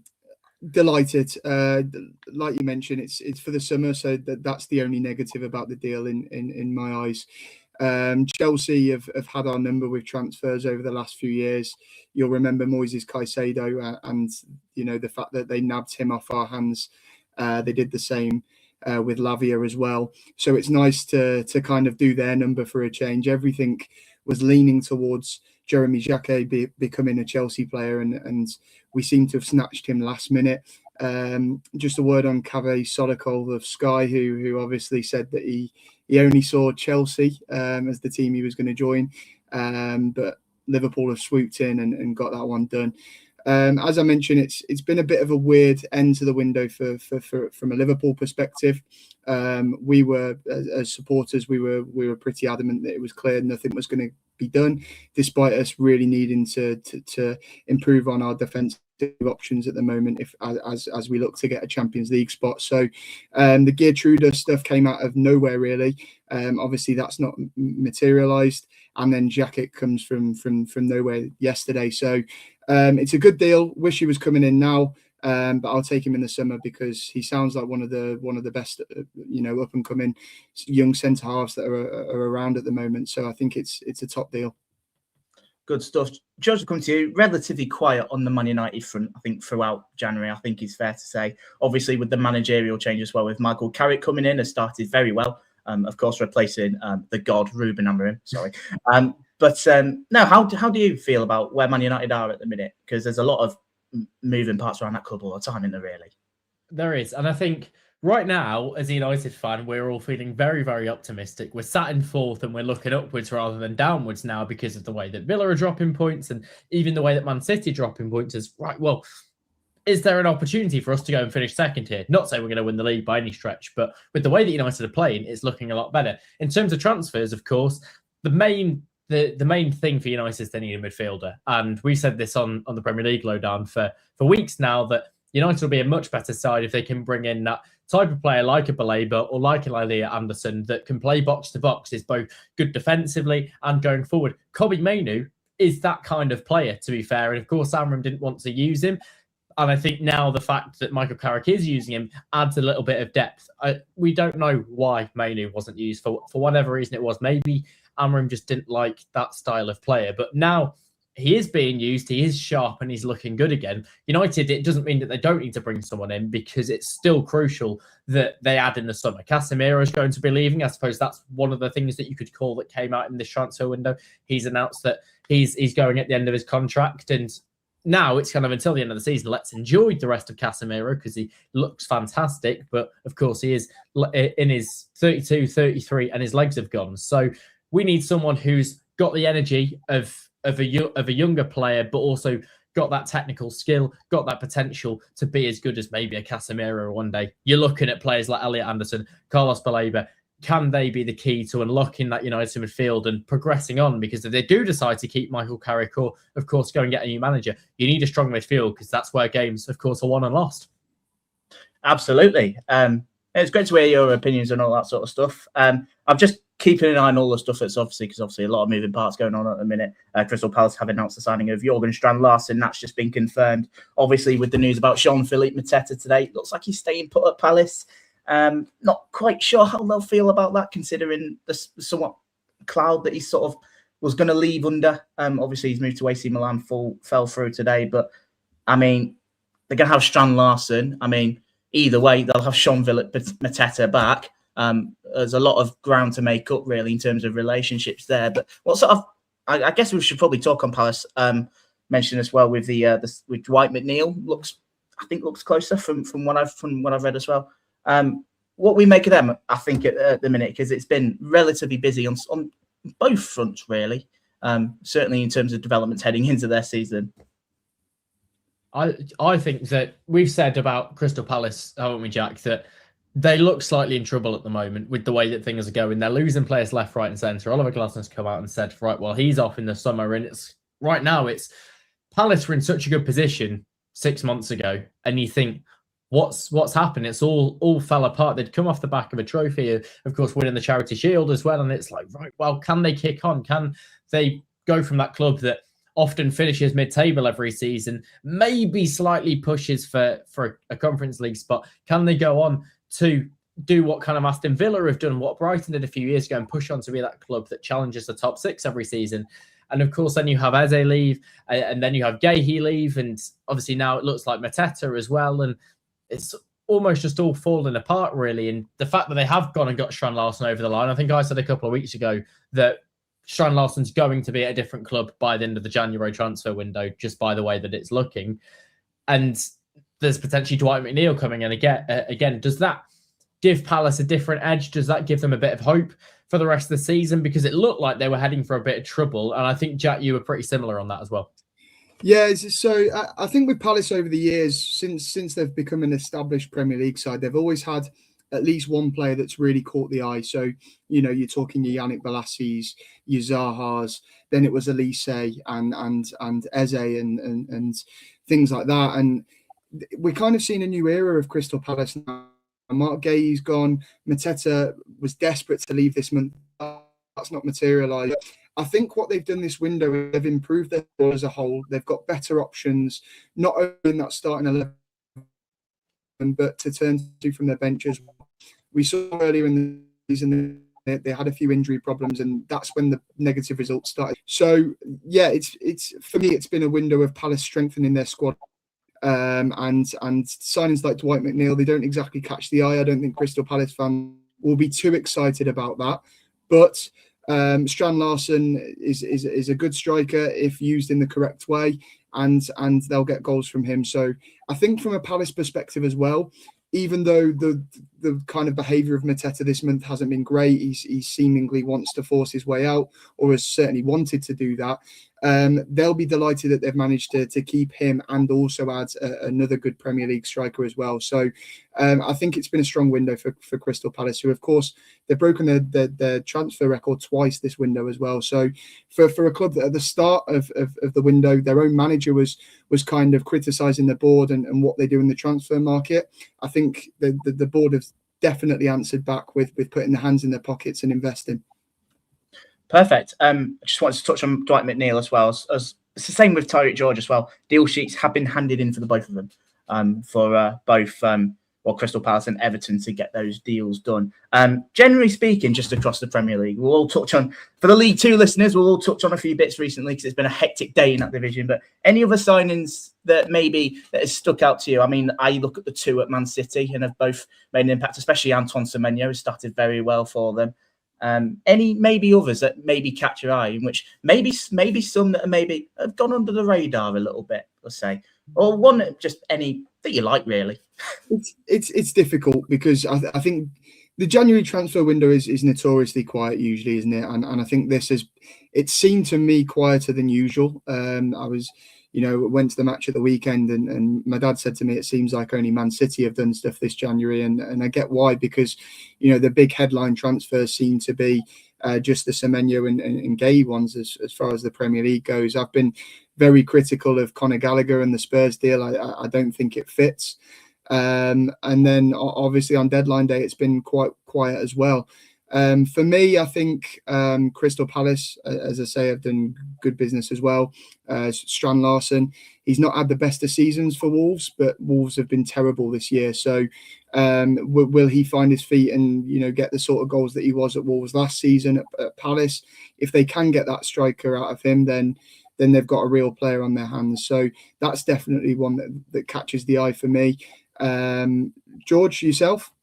I think there's a couple, and they're both in claret and blue. And I'll start with Aston Villa because I think they've had a good window. They've brought in Abraham, they've brought in Douglas Luiz again, and we said that, of course, with their squad situation, with the injuries, they needed someone in that midfield. And I think what they've done is they've set themselves up for a strong end to the season. Look, they're sat in a good position. They're on 46 points, I think it is, sat in third, and they're going to be challenging for those Champions League spots. Let's be perfectly honest. And by the starts of the season that they've had, by the position that they've put themselves in, they should continue to challenge for them and quite comfortably get there. We shouldn't see a thing that happened last season where they just dropped off completely right at the end of the season and missed out just by goal difference. It was, wasn't it? But I think you've brought in players. I know that Abraham Score was ruled out yesterday, wasn't it? But you've brought in Douglas Luiz, who's got experience in the Premier League, who is known to be a good player. They only sold him really because of the PSR issues. You've brought in Abraham, who again has had Premier League experience, has grown his game over in Italy and stuff as well. So I think they've made good business for a strong end to the season. I'm going to touch on West Ham as well, because whilst we said how much West Ham were in trouble, you look at the players that they've brought in, and they seem to have made quite a big difference as well. Even Adama Traore coming in later on in the window, and as much as he was involved in everything that went on at the end of the Chelsea game, I think you're just bringing in players that are going to help you, particularly in those games like you go away to Stamford Bridge or you go away to Old Trafford or something like that. You play the big teams, and you've got to play like Adama Traore, who can unsettle teams. You got to play like Castellanos, who is not afraid to be physical, and he's not afraid to get a shot away. So I think that's good from a West Ham perspective in terms of incomings. And of course, they've gone and got themselves nearly 40 million for Lucas Paqueta. And of course, whilst he is a quality player, I think they'll quite happily take the money, and the fact that they've been able to invest it in other places. Overall, with the way that West Ham are starting to transition, it seems like quite a strong window for them. I think that's a really good point. So sorry to interject there, but West Ham, I think they needed to have a very strong window. They were falling behind, and they were in big trouble. They've signed some players a bit left field. No one had really heard of Pablo. No one had heard of Castellanos, unless you're an avid Serie A watcher. So I think they've been really clever as well with who they've let go. Obviously, James Ward-Prowse to Burnley on loan, and Paqueta as well. They're two players that I think were causing a few problems off the pitch as well, and had a bit of attitude problems, which were a concern for West Ham. And it seems like since getting rid of the two of them, they've had a real boost, and something seems to have clicked within that squad now. I know they surrendered a 2-goal lead at the weekend, but Stamford Bridge is a very tough place to go to. So I think losing there, though it may have dampened the mood in that West Ham squad, it's no real major issue for them. It's not where you think the wheels are falling off again. And West Ham in the last few matches before that have given them a real chance of staying up, when I think a lot of people were saying they were down after the Forest loss. So yeah, I think George is spot on. I think West Ham have had a very good window. Good stuff. Right, just before we move on as well, more deal sheets have been handed in. Looking at it, we mentioned West Ham, Axel Disasi. There's a deal sheet handed in for him, and the two at Wolves as well, with Gomez and Armstrong. Deal sheets handed in for both of those. Right, okay, we'll come back to the Premier League, because I'm curious that we want to try and, well, I certainly want to try and get a little bit of League Two in there as well. Busy day in the fourth division. Well, not if at Grimsby. It's been very quiet. It's been quite a nice day in which, from a club of our stature, the fact that I think any signing that we were wanting to make now, I think is more of a want rather than a need. And I think for a League Two club, I think that's incredibly sensible. We know that we like to try and get our business done early, and we've addressed the key positions that we wanted to address. Needed to bring in a goalkeeper, brought Jackson Smith in on loan. Needed a striker, brought Andy Cook in, physical, and been a very good striker in League Two for years. A little bit more firepower up front with Terrell Sellers-Fleming. Brought a defender in as well with Maldini Kachuri. Of course, a centre-half called Maldini. This one's from Albania. We've got him on a permanent from Arsenal, young defender there. Bags of potential with a club like us, we want to try and develop those type of players. And I think in an ideal world, I'd have liked another right back, but I think for where we are, I'm happy with what we've got going into the rest of the season to keeping alive our playoff push, which is currently what we are at the minute. As for the other teams, I feel like there's some big ones out there today. I think if you're a Barnet fan, I think you probably want to turn off. With Ryan Glover set to be out the door. He's making his way to League One Blackpool. From the looks of things, it'll significantly ruin their playoff chances, I think, even if they get a solid enough replacement.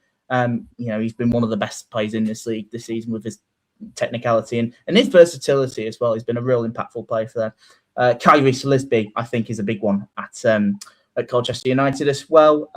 There was a deal in place for him to go to Reading.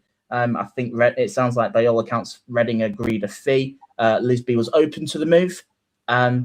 but it sounds like that deal has fallen through because Colchester were not able to find a replacement or a suitable replacement in time. So it does feel like a bit of a blow for him. And I saw his Instagram story earlier. I think you can make of that what you will if you listen to it on a League Two perspective.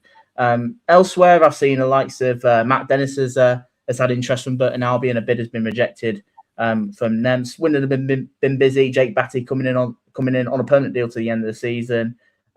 It looks like Isaac Hutchinson is going back to Cheltenham Town. Spent the first half of the season there. Got recalled by Bristol Rovers about halfway through the month as well, and is now going back there. I just see that as a waste of time, really.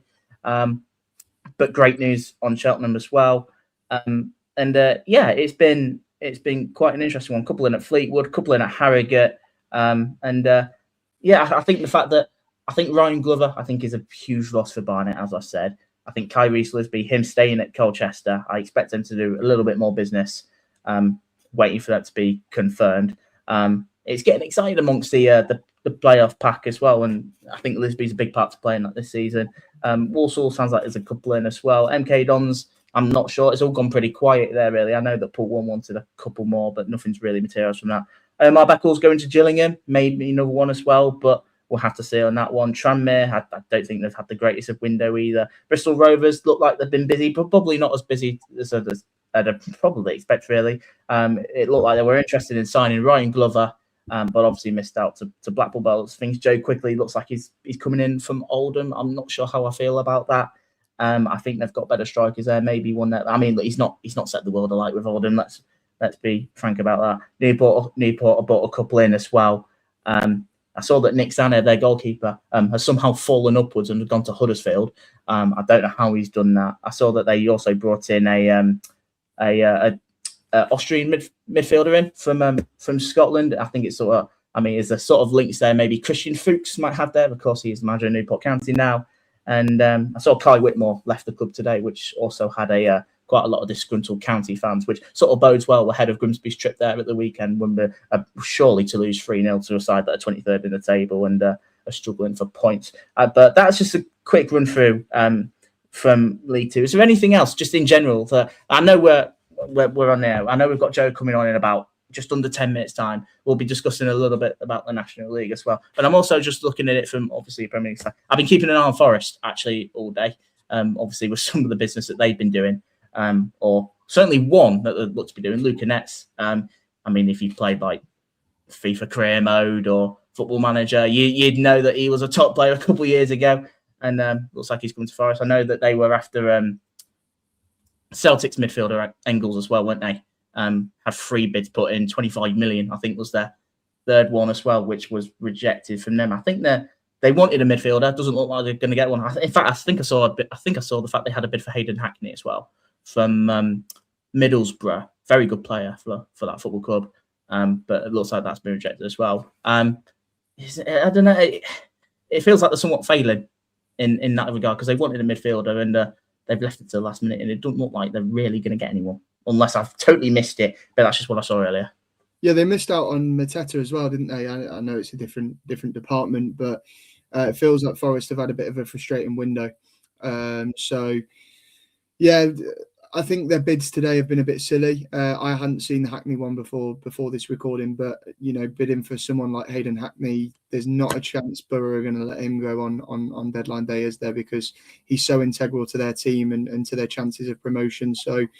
It just seems like a bit of a daft bid from them, and equally the same for Engels. They've obviously bid quite a lot of money for him, but to do that last minute on deadline day, you don't see a club like Celtic selling up at this point in time. So it just seems like they're kind of clutching at straws, trying to force a deal over the line that's not there. But yeah, potentially with the signing they have made, Marinakis has been playing Football Manager again over the last few years. Perfect. I think that's it. Yeah. This is the part of the live in which I go, I'm scrambling for news. There's surely it's all happening. It's fast happening. anything else? Is there anything you want to mention as well? I've got about 5 minutes until Joe comes. I've got some. If we're talking National League in a minute, then let's do a little preface, because obviously I'm involved with Altrincham in the National League, and we've had a big signing come in today. That's Charlie Olsen from Blackburn Rovers, who we had on loan last season, and he won Young Player of the Season for the club, and he was absolutely fantastic for a centre back that's 21 years old, so experienced, fantastic in the air, scored a couple of goals for us as well, and was kind of regarded as a player that is going to be League One Championship quality in his career to come. And he's coming on a permanent deal today, so that's absolutely massive. Was on loan at Blackpool, I think, earlier in the season, I might have read, but yeah, had a lot of clubs chasing after him after he was recalled, and that's a massive deal for Alty, the fact that they've got that one over the line. So whilst this season seems like it's almost gone in terms of any chance of a playoff place, they're more looking at getting away from the relegation battle. Defensively, they've made a fantastic signing, and they've got one of the most promising centre-backs now in the National League on a permanent deal for the next 18 months. So huge signing for them. Yeah, look, I'm obviously no stranger to the National League. Obviously with Grimsby, we've had our time down there. Never again, thank you. But I've been keeping a really close eye on it this year. Obviously, the promotion race is really interesting. It does look like, for me, it'll probably be one of York or Rochdale. I know Rochdale have got like a bunch of games in hand because they had a dodgy pitch. But I still think, I don't know. Well, I think York will still do it. I think it's probably the expectation that they have to do it, actually. Yeah, look, it's a really exciting one. I mean, Scunthorpe are in that mix. I mean, do we really want them in League Two? No, we don't. Keep them down there, or we'll just take 6 points. In fact, no, we'll be in League One next year, won't we? We'll get in the playoffs. We'll win that, and yeah, they don't have to worry about us. I know Forest Green and Carlisle are in the mix. It's a good away day though, Scunny Jordan. Good away day. Well, it's not bad when they're your bitter rivals. I mean, we had a good day the last time we had fans in there. Beat them 2-0 just before. It was literally the week before COVID, that was. We lost to them 3-0 in the year we got relegated at their place, and I'd rather not talk about that. And we haven't played them since. They've played National League North since then. Even we didn't stoop that low. Even Morecambe. Look, I think we've all seen Morecambe over these last couple of months, obviously with their manager on Twitter, because it was all you ever saw at the weekend after they lost the game. So obviously they sacked him the other day. Yeah, obviously, yeah. The moral thing is, don't make stupid statements about after 4 months we're going to have the best team in the country, because you are doomed to fail. Basically, that's all I can say from that. But obviously, the deadline's a little bit different in a National League because they don't close to March, isn't it? I think it's something like March. You can sign anyone you want, really. So it's like you get deadline day signings, but they're not deadline day. That's the real thing of it, really. Yeah, exactly. And we've had a couple of them in around that time as well, which have proven to be a big success. Again, I'm sort of struggling here. I've been complimenting them about my time. I'm surprised you've not mentioned the break in Grimsby news. I saw. I saw, but I didn't want to bore you to death with it. I'll tell you what. Happy deadline day, Cam McJanet. I love you, son. That's excellent news. Proper ball-playing defender. We could talk a bit of Calvin Phillips. I've seen his move to Sheffield United's been confirmed. It's been a frustrating few years for him, hasn't it? And I think he'll be gutted. It's a World Cup year. He was a frequent person in the England squad at one point, and obviously he gets what would have been a dream move for him at the time to Manchester City, but it's just not worked out for him, has it? And he's had a loan move since then that didn't really work, and now he's dropped down to the Championship in a World Cup year. So disappointing for himself probably, Calvin Phillips. But I'm sure he's probably seeing this as an opportunity to really impress in the Championship and get a move and establish himself as a Premier League player again in the summer, because there is a real talent there. He's a very good midfielder. When he's at his best, he's a workhorse, quite similar to Conor Gallagher, really. When he's at his best, Calvin Phillips. So let's hope that this move for him as a player is good at Sheffield United, and he can kind of get back to his best. Yeah, it's been a bit sad, really. What's happened to him over these last couple of years? Obviously, the two spells at West Ham and Ipswich not worked out. and going back into the Championship to hopefully, probably get that enjoyment of playing football back. So I don't think he's probably had that over the last few years, really, is he? And a club like Sheffield United as well, back in Yorkshire, I should say, because he was hot stuff back in the day, not just for Leeds but for England as well. I mean, was it the Euros in which we lost the final as well? Yeah. He had a good tournament in that, and he was constantly, Gareth Southgate loved him, didn't he? And there was a period of time where most of the big six clubs wanted him. He was player, a real good workhorse midfielder, worked hard, good on the ball, even better off it with the running he did. So yeah, I think it's been sad. Some of the comments about him from his own manager as well really haven't helped the situation with some of the stuff that Guardiola's said. And he's a player that for me needs confidence at the minute, and I think a move to Sheffield United is a potentially dangerous one because they're massively underperforming as a club this season. So he could, either turn things round and really impress, or it could get worse for him if it doesn't go well there. So fingers crossed for him. Okay, we're going to bring Joe in a minute as I see these backstage. Just want to bring this comment up there back in for the League Two News. Such a shame to see Joe Quigley going to Bristol Rovers. Top player, totally going to be missed. 2 happy emojis. I think that's pretty much as sarcastic as you can get. I think there was a lot of question marks when Oldham signed him in the summer. I think I read permanent. I mean, if that's the case, and they've got a fee for him, I think they've done very well to do that. SBO was waived high. Man City fan, as you can probably see there as well. I've seen a couple comments from earlier back from League One as well. Peter Rook says Huddersfield. I mean League One, and he knows his apples. Humphreys, Anik, Mumba, Wells, and hopefully Hardy. Good window for Town. Yeah, I totally agree. I mean, again, shame what's happened to Barley Mumba, hot property for Plymouth a couple of years ago, and I just feel like he's not really hit the heights. Maybe different surroundings as well. I don't mind Huddersfield. I think they're a very good football club, and I'd quite like to see them back in the Championship as well. I think the ground's a bit weird, but it's one that I quite like actually. But yeah, decent club. Right, okay. Let's talk National League Sutton United with Joe. Hello, mate. It's been a long time since I spoke to you properly. First of all, how are you? I'm very good, Jordan. It's a pleasure to be back. Yes, it's been a good almost 2 years since I've appeared with you guys. But Sutton United still plugging away, still doing what they're doing. I mean, doesn't make a difference whether we're in League Two or National League, Jordan. Still depressing, as always. No, it doesn't. I mean, look, a couple of years and a lot has changed because we were both. I remember we were recording podcasts at the time saying about, our 2 clubs are right in the pits, and it was just going to be a case of which one of us was just the crappiest to drop down to the National League. Thankfully, it was you lot. We just about, although we weren't pretty in that. Not much has changed on your part because you're actually fighting for your lives down in the National League as well. Whereas we've had a little bit of a difference, just missed out on the playoffs last season, and we're probably very much in the mix again this year. Like I said, I thought that year was a blip anyway, and I'm glad that's sort of proven to be the case. But anyway, just in terms of Sutton transfers this season, how are you finding it? I can't imagine it's been pretty with the fact that he currently sat 20th and just outside the relegation zone on goal difference. Well, there's just a lot of change, really. The season we went down basically had an entirely new squad. 2 players, I think, or 3 players kept from the relegation from League Two. So that was all. Last year was always going to be a rebuilding year, and then we still signed another at least 12, 13 players in the summer, which is never ideal for a settled squad.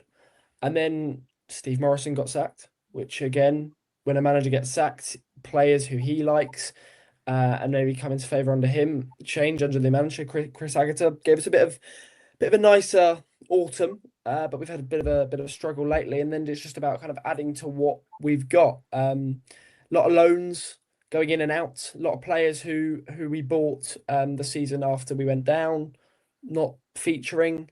It's it feels like transfers can be.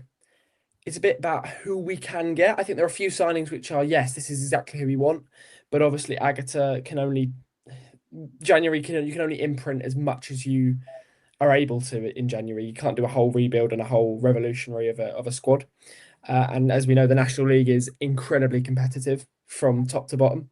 I mean, you see one or two standout sides, but pitting a game 18th v 5th, it's not necessary that the 5th will win, because it depends who turns up on the day. I think we've added well. We've added as well as we can, kind of looking from lower leagues, a lot of young loans. I mean, we've lost a big name in Jack Taylor to Stevenage. Got a 5-figure fee for him, by the sounds of it, which is, I mean, it's a great thing for us as a club to see that this academy model's working. It's been talked about, this Brighton model that we tried under Steve, and then trying to move players on. And it's great that we've got him out. I mean, the moment he came on for his debut against Tranmere in League Two, we always knew he was going to be a great player, and it was just I feel like when, not if, he would leave. And I'm sure he'll kick on in League One. I wouldn't be surprised if he got a low move to League Two next season, because I don't know if he's ready for League One football, but he is a one to look for the future. And Junior Eccleston, again, a right back, linked with Blackburn Rovers. Been amazing this season. Again, another academy product. You got Charlie Bell coming through. So from a transfer point of view, if it's promising for the future, at the moment, transfers have been one or two good ones. Jermaine Francis, Hartlepool, moving back down south. He's a signing I'm very happy to have on board. Kai Jennings on loan from Wimbledon, having him to the end of the season, massive boost, because I think he could be playing League Two very comfortably, but getting him that experience is very important. And Wimbledon fans were a little bit incredulous that he wasn't added to the first team squad. But you look at the transfers from the summer and the year before, and how good they were. I think 80% of them, you look back and think, oh, maybe they weren't quite right. You got the Will Davis, the Lewis Simper of this world. Will Davis obviously off to Fleetwood. He's gone to Fleetwood. Lewis Simper kind of being a shining light in quite a dark team. Jack Sims as well. But the rest, you got like Dylan De Silva, Sir George Lucy, Kane Critchlow, Mo Darborough, Edwin Ovaz, all out on loan in the National League South. Alex Woodyard, I mean, he was playing it for Colchester a year ago in January, and now he's playing for Folkestone and Victor. So that's a big drop. I mean, they're top of the 7th tier by a postcode, but a bit of experience in a very young team. It's a bit of a weird decision to loan him out, but transfers aren't easy, and not easy when we don't have a massive budget. I think we very much overperformed for a few years, and that means that this is harder to take. And again, we always say it was a rebuild year, and I feel like we're just getting more and more rebuilds, and finding a bit of consistency is going to be difficult. But in terms of going on the outgoings in the academy, it's looking more positive than negative. On the pitch, less so, unfortunately. Just the goal difference separating us, and a Dorking away trip, as Jordan, I'm sure, will attest to. That is not something I would want. Every game Dorking away was threatened, but then they got relegated, so we didn't have to fake much. Yeah, they did. You avoided them, didn't you? So it's not like I could just send you the DM for that song, a bit of Aha. Absolutely belter of a song, by the way. If we're going to take them, it's been ruined for me now, though. It's been totally ruined for me. well, yeah. I mean, it's the threat of going to Meadowbank is just looming over me. For the last couple of months when you was in League Two. To be fair, I say that. I mean, I was starting to get bored of it from the fact that we could have gone down. Again, quite thankful that you were one of two teams that were worse than us. But you mentioned about obviously the large turnover of players at Sutton, and I think you mentioned the summer as well. A lot of big players moving on. I mean, Will Dave's been hit and miss at times for Fleetwood. Started off well, but is that maybe what you've put that down to? I think probably the quality of players that moved on, and maybe some that you brought in. Maybe is that probably why is where you are, or is there a bigger story than that? Because obviously Steve Morrison lost his job early in the season as well. Was it down to him really, or I don't know? I don't think it. I think we didn't get the right players in. I think we needed more experience. I mean, you look at the squad that got promoted, and you look at the squad that almost got the highest points total to not get playoffs in League Two. A very experienced squad, been there for years. Now, Matt Gray's gone, and he's not particularly played his trade brilliantly. He was at Eastbourne for only a month or two, and then was sacked. So, I mean, maybe it was just a great confluence of players and managers working together. I think player turnover is an issue. I think the real thing is that 7th in League Two, with the size and structure of the club, and we've had issues with finances, X, Y, Z, and I think just looking at it, it's a bit you can't put it down to that. I think we just need to come bit back down to reality.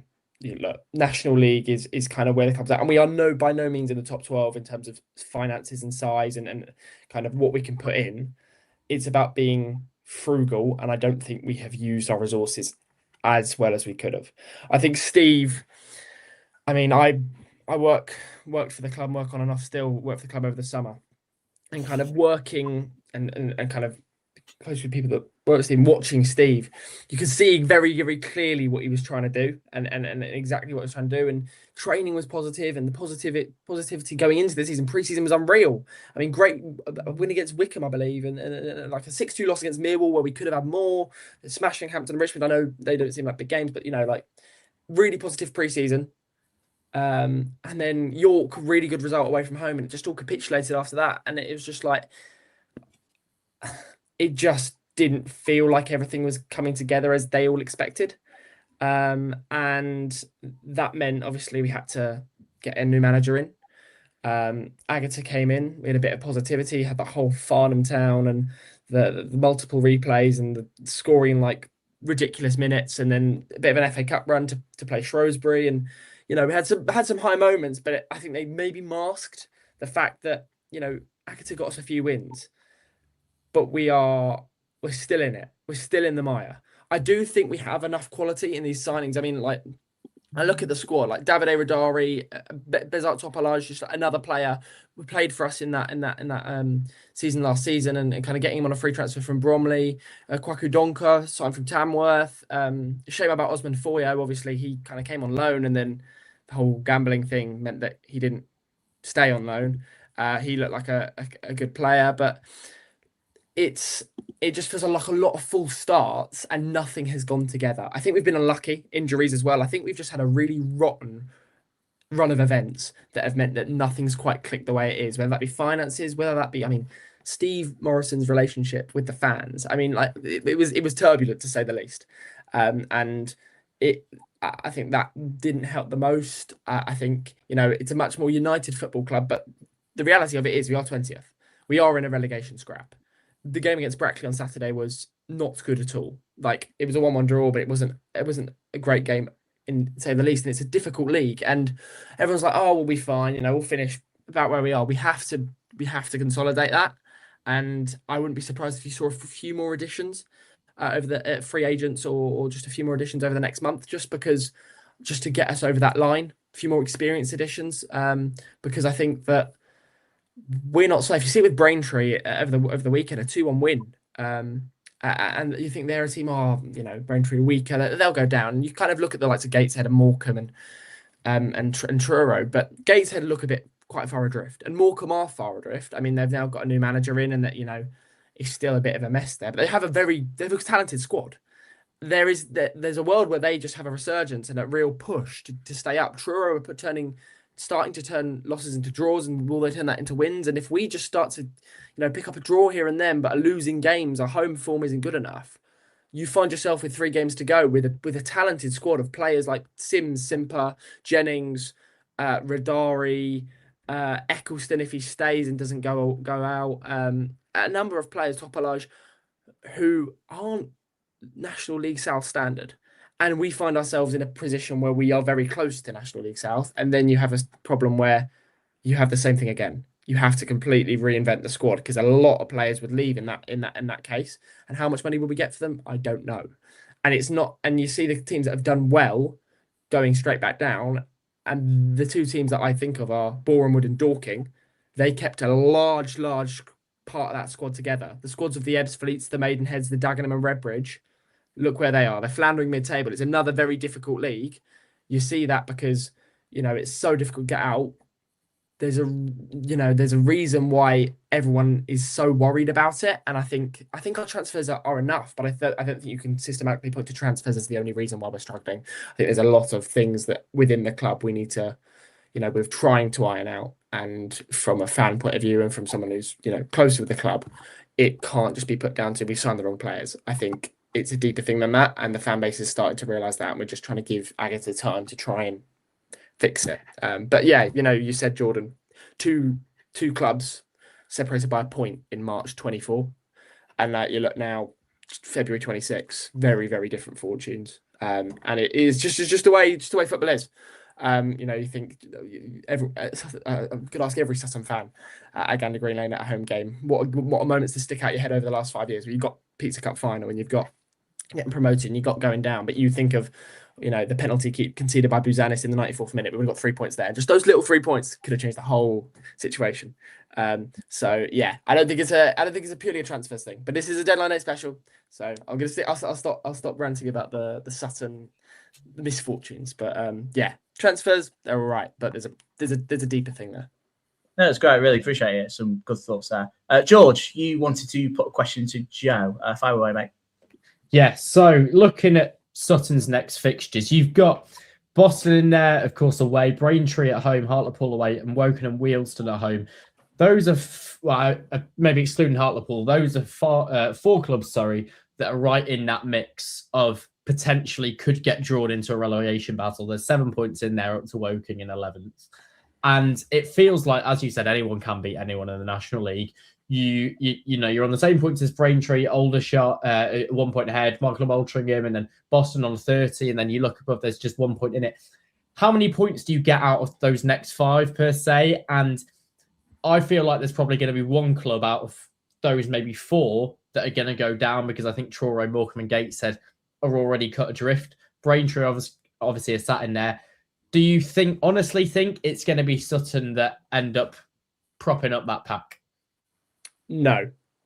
I think we will finish 18th, 19th. I think it will be Braintree. I think we have more quality than Braintree. I think we have a little bit more know-how than Braintree. I think we play very risky football for a team in 20th in the National League. I think we play football that makes everyone very anxious. And I don't think our fans would be particularly unhappy if a little bit of long ball was employed, especially out the back. I look at those fixtures. That Braintree game is undoubtedly massive. I think Hartlepool. I think the away games. I mean, there is no easy game. Boston away is a difficult game, but the away form's been. It's not like I can say home's better than away, because it's all been a bit rubbish, hasn't it? So it's like I think out of those next 5, if we can get 7 points, that would be very good. And a win at Braintree would propel us 3 points clear of them, and then that gives us some momentum to kick on. At Woking, I'm sure that, big crowd, boys will be fired up. Obviously, localish kind of rivalry. So that will be another game. Hartlepool's a difficult one. Boston's a difficult one. I mean, Boston, had a very good end to last season. Obviously, Coughlin's gone, and kind of just the events have gone there since. But they're very, some days they're great, and some days they're really, really rubbish. A bit like us. So it all depends on which team turns up. But I think if we can get 7, if a dream maybe 9, 10 points, I would say we have enough. I think we do have enough in this squad. I mean, there are too many players in this squad to be good enough to go down. But we've said that in previous years. We've said that about Dagenham and Redbridge. We've said that, we said that in League 2. Forest Green that season had a ridiculous squad and finished bottom.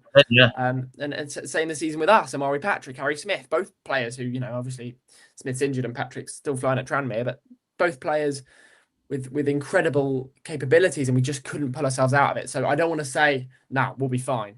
And that's what concerns me. Some people are like, we've got the quality to be fine. That's the mentality that scares me, because it's just like, this league is too unpredictable to say anything. So yeah, I'd say 7 to 8 points out of the next 5, and I think we'll be okay. But I'll run in the last 8-9 games of the season is rough. We have Forest Green, Borehamwood on the last day, Rochdale,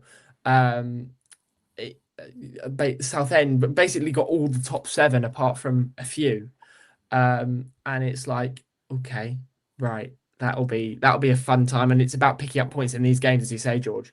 That is important, because looking at those games, looking at Rochdale, Altrincham, Borehamwood as a final few games, it's like, right, that could be where we don't pick up points, and that's where you go from like sitting pretty in 16th, 9 points clear, but then all you need is Braintree to have some sort of resurrection and win 3 games on the trot, and then it's all on goal difference. So it's about scoring and not conceding, and it's a dire situation to be in when you're worried about other teams more than yourself, because it does feel we're very much, if we lose, the amount of people that I saw it, I'm at uni now, so I'm not seeing as much of the games, which is different. But from what I can tell, people checking their phone to see, who scored, what's the scores elsewhere? Because at the weekend, everything that needed to go against us did. Braintree won, everyone won that they needed to, and that we were 3 points clear of the drop zone. We're now right on it. And another game we like that, let's say we lose at Boston, everyone else goes our way, then we're 3 points in the drop zone. And that's a much harder position to motivate the players to get out of. So, yeah, talk to me in 2 months. And if I've still got fingernails, then I'll do an appearance. But yeah, it'll be close. I'll certainly come back to you then. Look, Joe, we're gonna move on because we are approaching 8 o'clock as well. So there's a couple more things to get through, but really appreciate you coming on this evening and some really interesting thoughts about Sutton as well. To be fair, I'm rooting for you a lot. I hope you guys do it. You're a decent club down there, and I've enjoyed my trips to Sutton for the past couple of times I went there in the Football League. So look, Joe, thank you very much for coming on, mate, and yeah, we'll speak to you soon. Cheers. Thank you very much, Jordan. Cheers, mate. Right, okay. Quickly, we're going to be looking at some of the other transfers that have just been announced. I know Jake's been backstage; he's been somewhat feeding them in as we go along. I thought I'd read out some of them. Louis Barry gone back to Stockport County for a third stint. I don't really know what's happened to him. Really, I mean, he's one of those players that feels like he's too good for League One, but probably not quite there for the Championship because there's been a couple of loans for him now with Hull and Sheffield United that's not worked out. Moving back to Stockport, of course, very much back in the in that mix of challenging for promotion at the top end of League One, a place he's loved there as well, and a manager he knows well in Dave Turner. I think it's a sensible move. Some of the other stuff, Kevin Burko has joined Shrewsbury Town from Salford City. They're getting into it. I'm curious to get Jake's thoughts on that one. I'll speak to him soon. Biancheri swapping Man United temporarily for Rotherham after I saw that earlier there was a bid from Real Betis was rejected. I mean, that's quite the change, isn't it? The fact he could have gone to Betis, you've ended up in Rotherham. Have you got anything to add on Biancheri at all? I mean, he's swapping the Spanish plazas for Meadowhall, isn't he? Practically, like it's a bit of a fall from grace. I think Biancheri's one of those players. Like you look at that whole United academy, and it's like the majority are really exciting players, and we've seen quite a few of them be really successful, of course, when they dropped down. Ethan Wheatley's been doing really well. I think was it Northampton, then he switched to another club, hasn't he? Yeah, he joined Bradford today. There you go. So you've got lots of players in there. I think where did James Scanlon go as well? Can't remember. He's gone somewhere today, I think.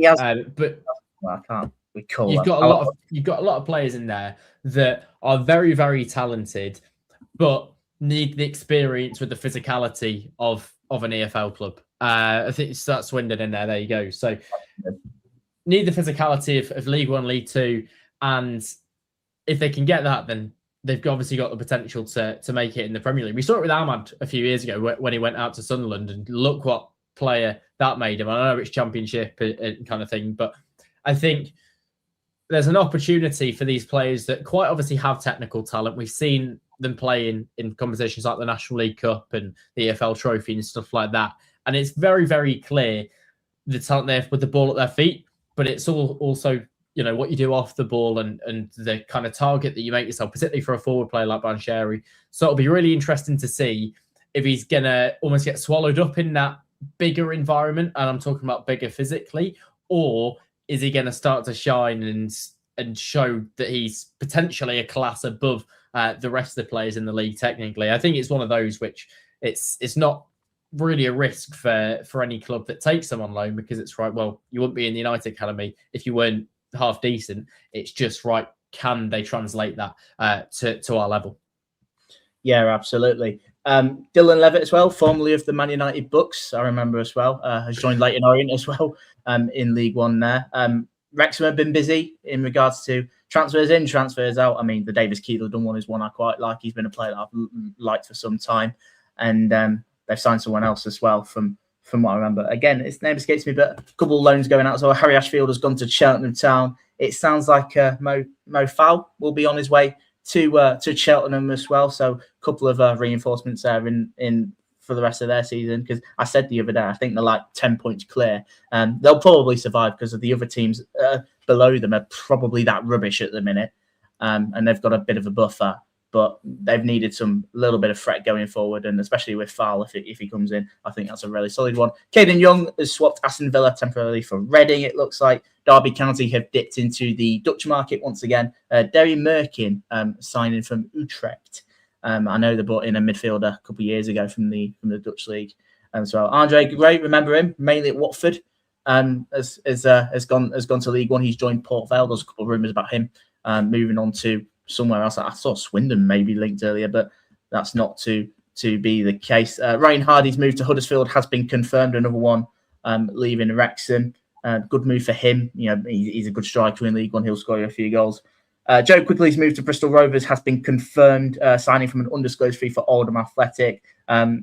If you're an Oldham fan, you're laughing at that. I think that's tremendous business there.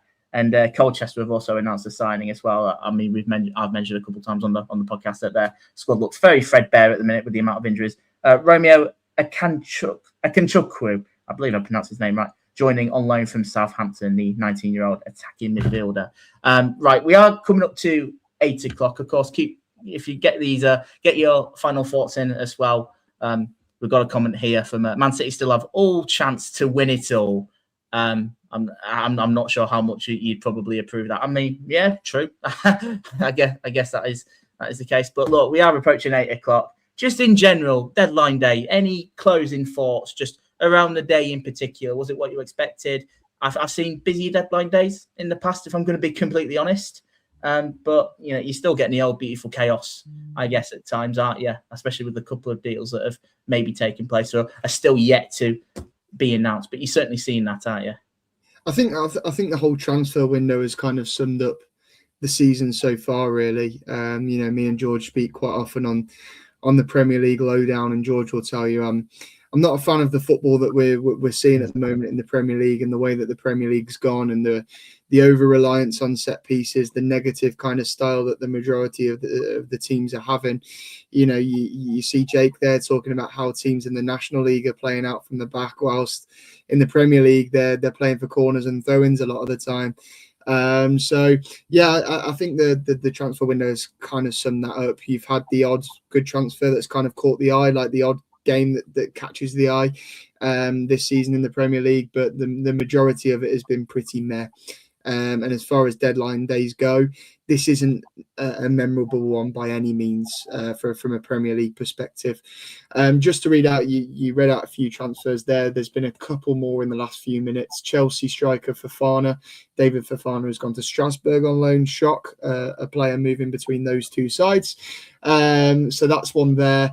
Obviously, I think you've mentioned already Tyreek George is going to Everton on loan as well, which I think is good for Everton with them losing Jack Grealish to injury. You've mentioned a few deal sheets that have gone in. Fulham in news where, you know, teams have kept players. They've managed to keep hold of Harry Wilson. He's out of contract in the summer. He's been brilliant for them all season so far. Can they keep hold of him after the summer as well? You know, it's big for them to keep him at least till the end of the season, but will they manage to tie him down to a new contract? And I think I'm not sure what's going on with their signing of Ricardo Pepe. I know that was close at one point, but yeah, I think it was on and off for a couple of weeks, so I'm not sure whether a deal sheet's been put in for that or whether it did collapse in the end. I think I'm reading here that it has collapsed for this window, but they're looking to go back in for him in the summer, so they'll be a bit disappointed in that. And then, of course, Tottenham have signed James Wilson as well on loan from Hearts, and he's going to go into their under-21s. So yeah, some last-minute deals going through here, and I'm sure as soon as we head off here, there'll be loads more that go through that just haven't happened in this hour. So yeah, a slow and quiet deadline day in what's been a slow and quiet window, to be honest with you. Yeah, absolutely. George, what about you? Final thoughts before we log off for the night? It hasn't been enthralling, has it? Particularly deadline day or the transfer window in general. There's been windows in the past where everything's happened. I mean, it was a deadline day. It was about 8 years ago. It was when Arsenal signed Aubameyang from Dortmund on deadline day. It was like, wow, that's a big signing. I think United had signed Alexis Sanchez. City had signed a couple of big players as well. And it was like, this is proper January stuff. You've seen even in the past, there's been late loan deals for big teams like United signed Sabitzer a couple of years ago on the final day, and it's like, particularly Premier League, there's just nothing massive to make a big difference per se. The only thing maybe is Axel Disasi is potentially on his way to West Ham on loan, which I think that would be a good signing. We know that Disasi's wanted to get out. Go on, Jack. There's potential that might fall through there. I don't know if you've seen, but obviously there's been a couple in the last few years where he's been, or the last few windows where he's been close to moving. It's fell through last minute. It sounds like it's the case again with this one, where at the last minute the players demanded a bit more, and West Ham are reluctant to give him whatever those demands are. So again, is it, it sounds to me like his agent is a dodgy one that he potentially needs to get rid of, because this is a player that's desperate for football at the minute. He's been blacklisted by Chelsea. He needs game time. He needs that loan move to West Ham. So, I think he might be changing agents if that one falls through. Interesting. I don't really have too much more to add. This has been a lot of fun, as it always is on deadline day. I mean, if we could we probably would stay up for the next couple of hours to talk about every deal that comes in yet. There's probably loads that would have been discussed that will just be announced just over. Just announced, I've just seen what George has just put in there. Nets has just been announced by Luca Nets has just been announced by Nottingham Forest from Borussia Mönchengladbach. It's a good deal that you don't really see many Premier League clubs doing deals for that cheap anymore. So was it 2 million? 1.1, I think, but 2 million with add-ons. So fair play. It's a good deal if they can get. I think you mentioned he was a top player a couple of years ago for gamers anyway. Let's see whether Forest can get a top player out of him, because it will certainly be. It's a low risk transfer, isn't it, when you sign a player for £1.1 million in the Premier League? So, let's see what happens with this one. Yeah, exactly. You don't really see that happen every day, and look, if it pulls off, then brilliant. But it's very much low risk, low reward, isn't it? Or low risk, high reward, even potentially. I should probably say. But I think that's where we'll leave it. Like I said, this has been a lot of fun. There's a lot to get through. And I think we've tried our best to somewhat try to balance the books a little bit. Premier League, I've tried to keep you occupied with a little bit of League Two, and you've heard from Joe for about half an hour about Sutton and the National League, which was really interesting from him. It was great to see him again. And you can find us all up on our channels. You can find George and Jack on the Premier League Lowdown. You can, of course, find myself on the League Two Lowdown. We'll be talking about all the transfers pretty much from the teams throughout the month, probably on Wednesday. So if you're a League Two fan, you can stay tuned for that. Will you be doing the same for the Premier League, maybe? Or is it just simple, just news or stuff? Maybe looking back on the day, maybe. Is that something you're probably going to do? Probably. We'll do something. There's not many, but we'll manage to pull something out somewhere, I'm sure.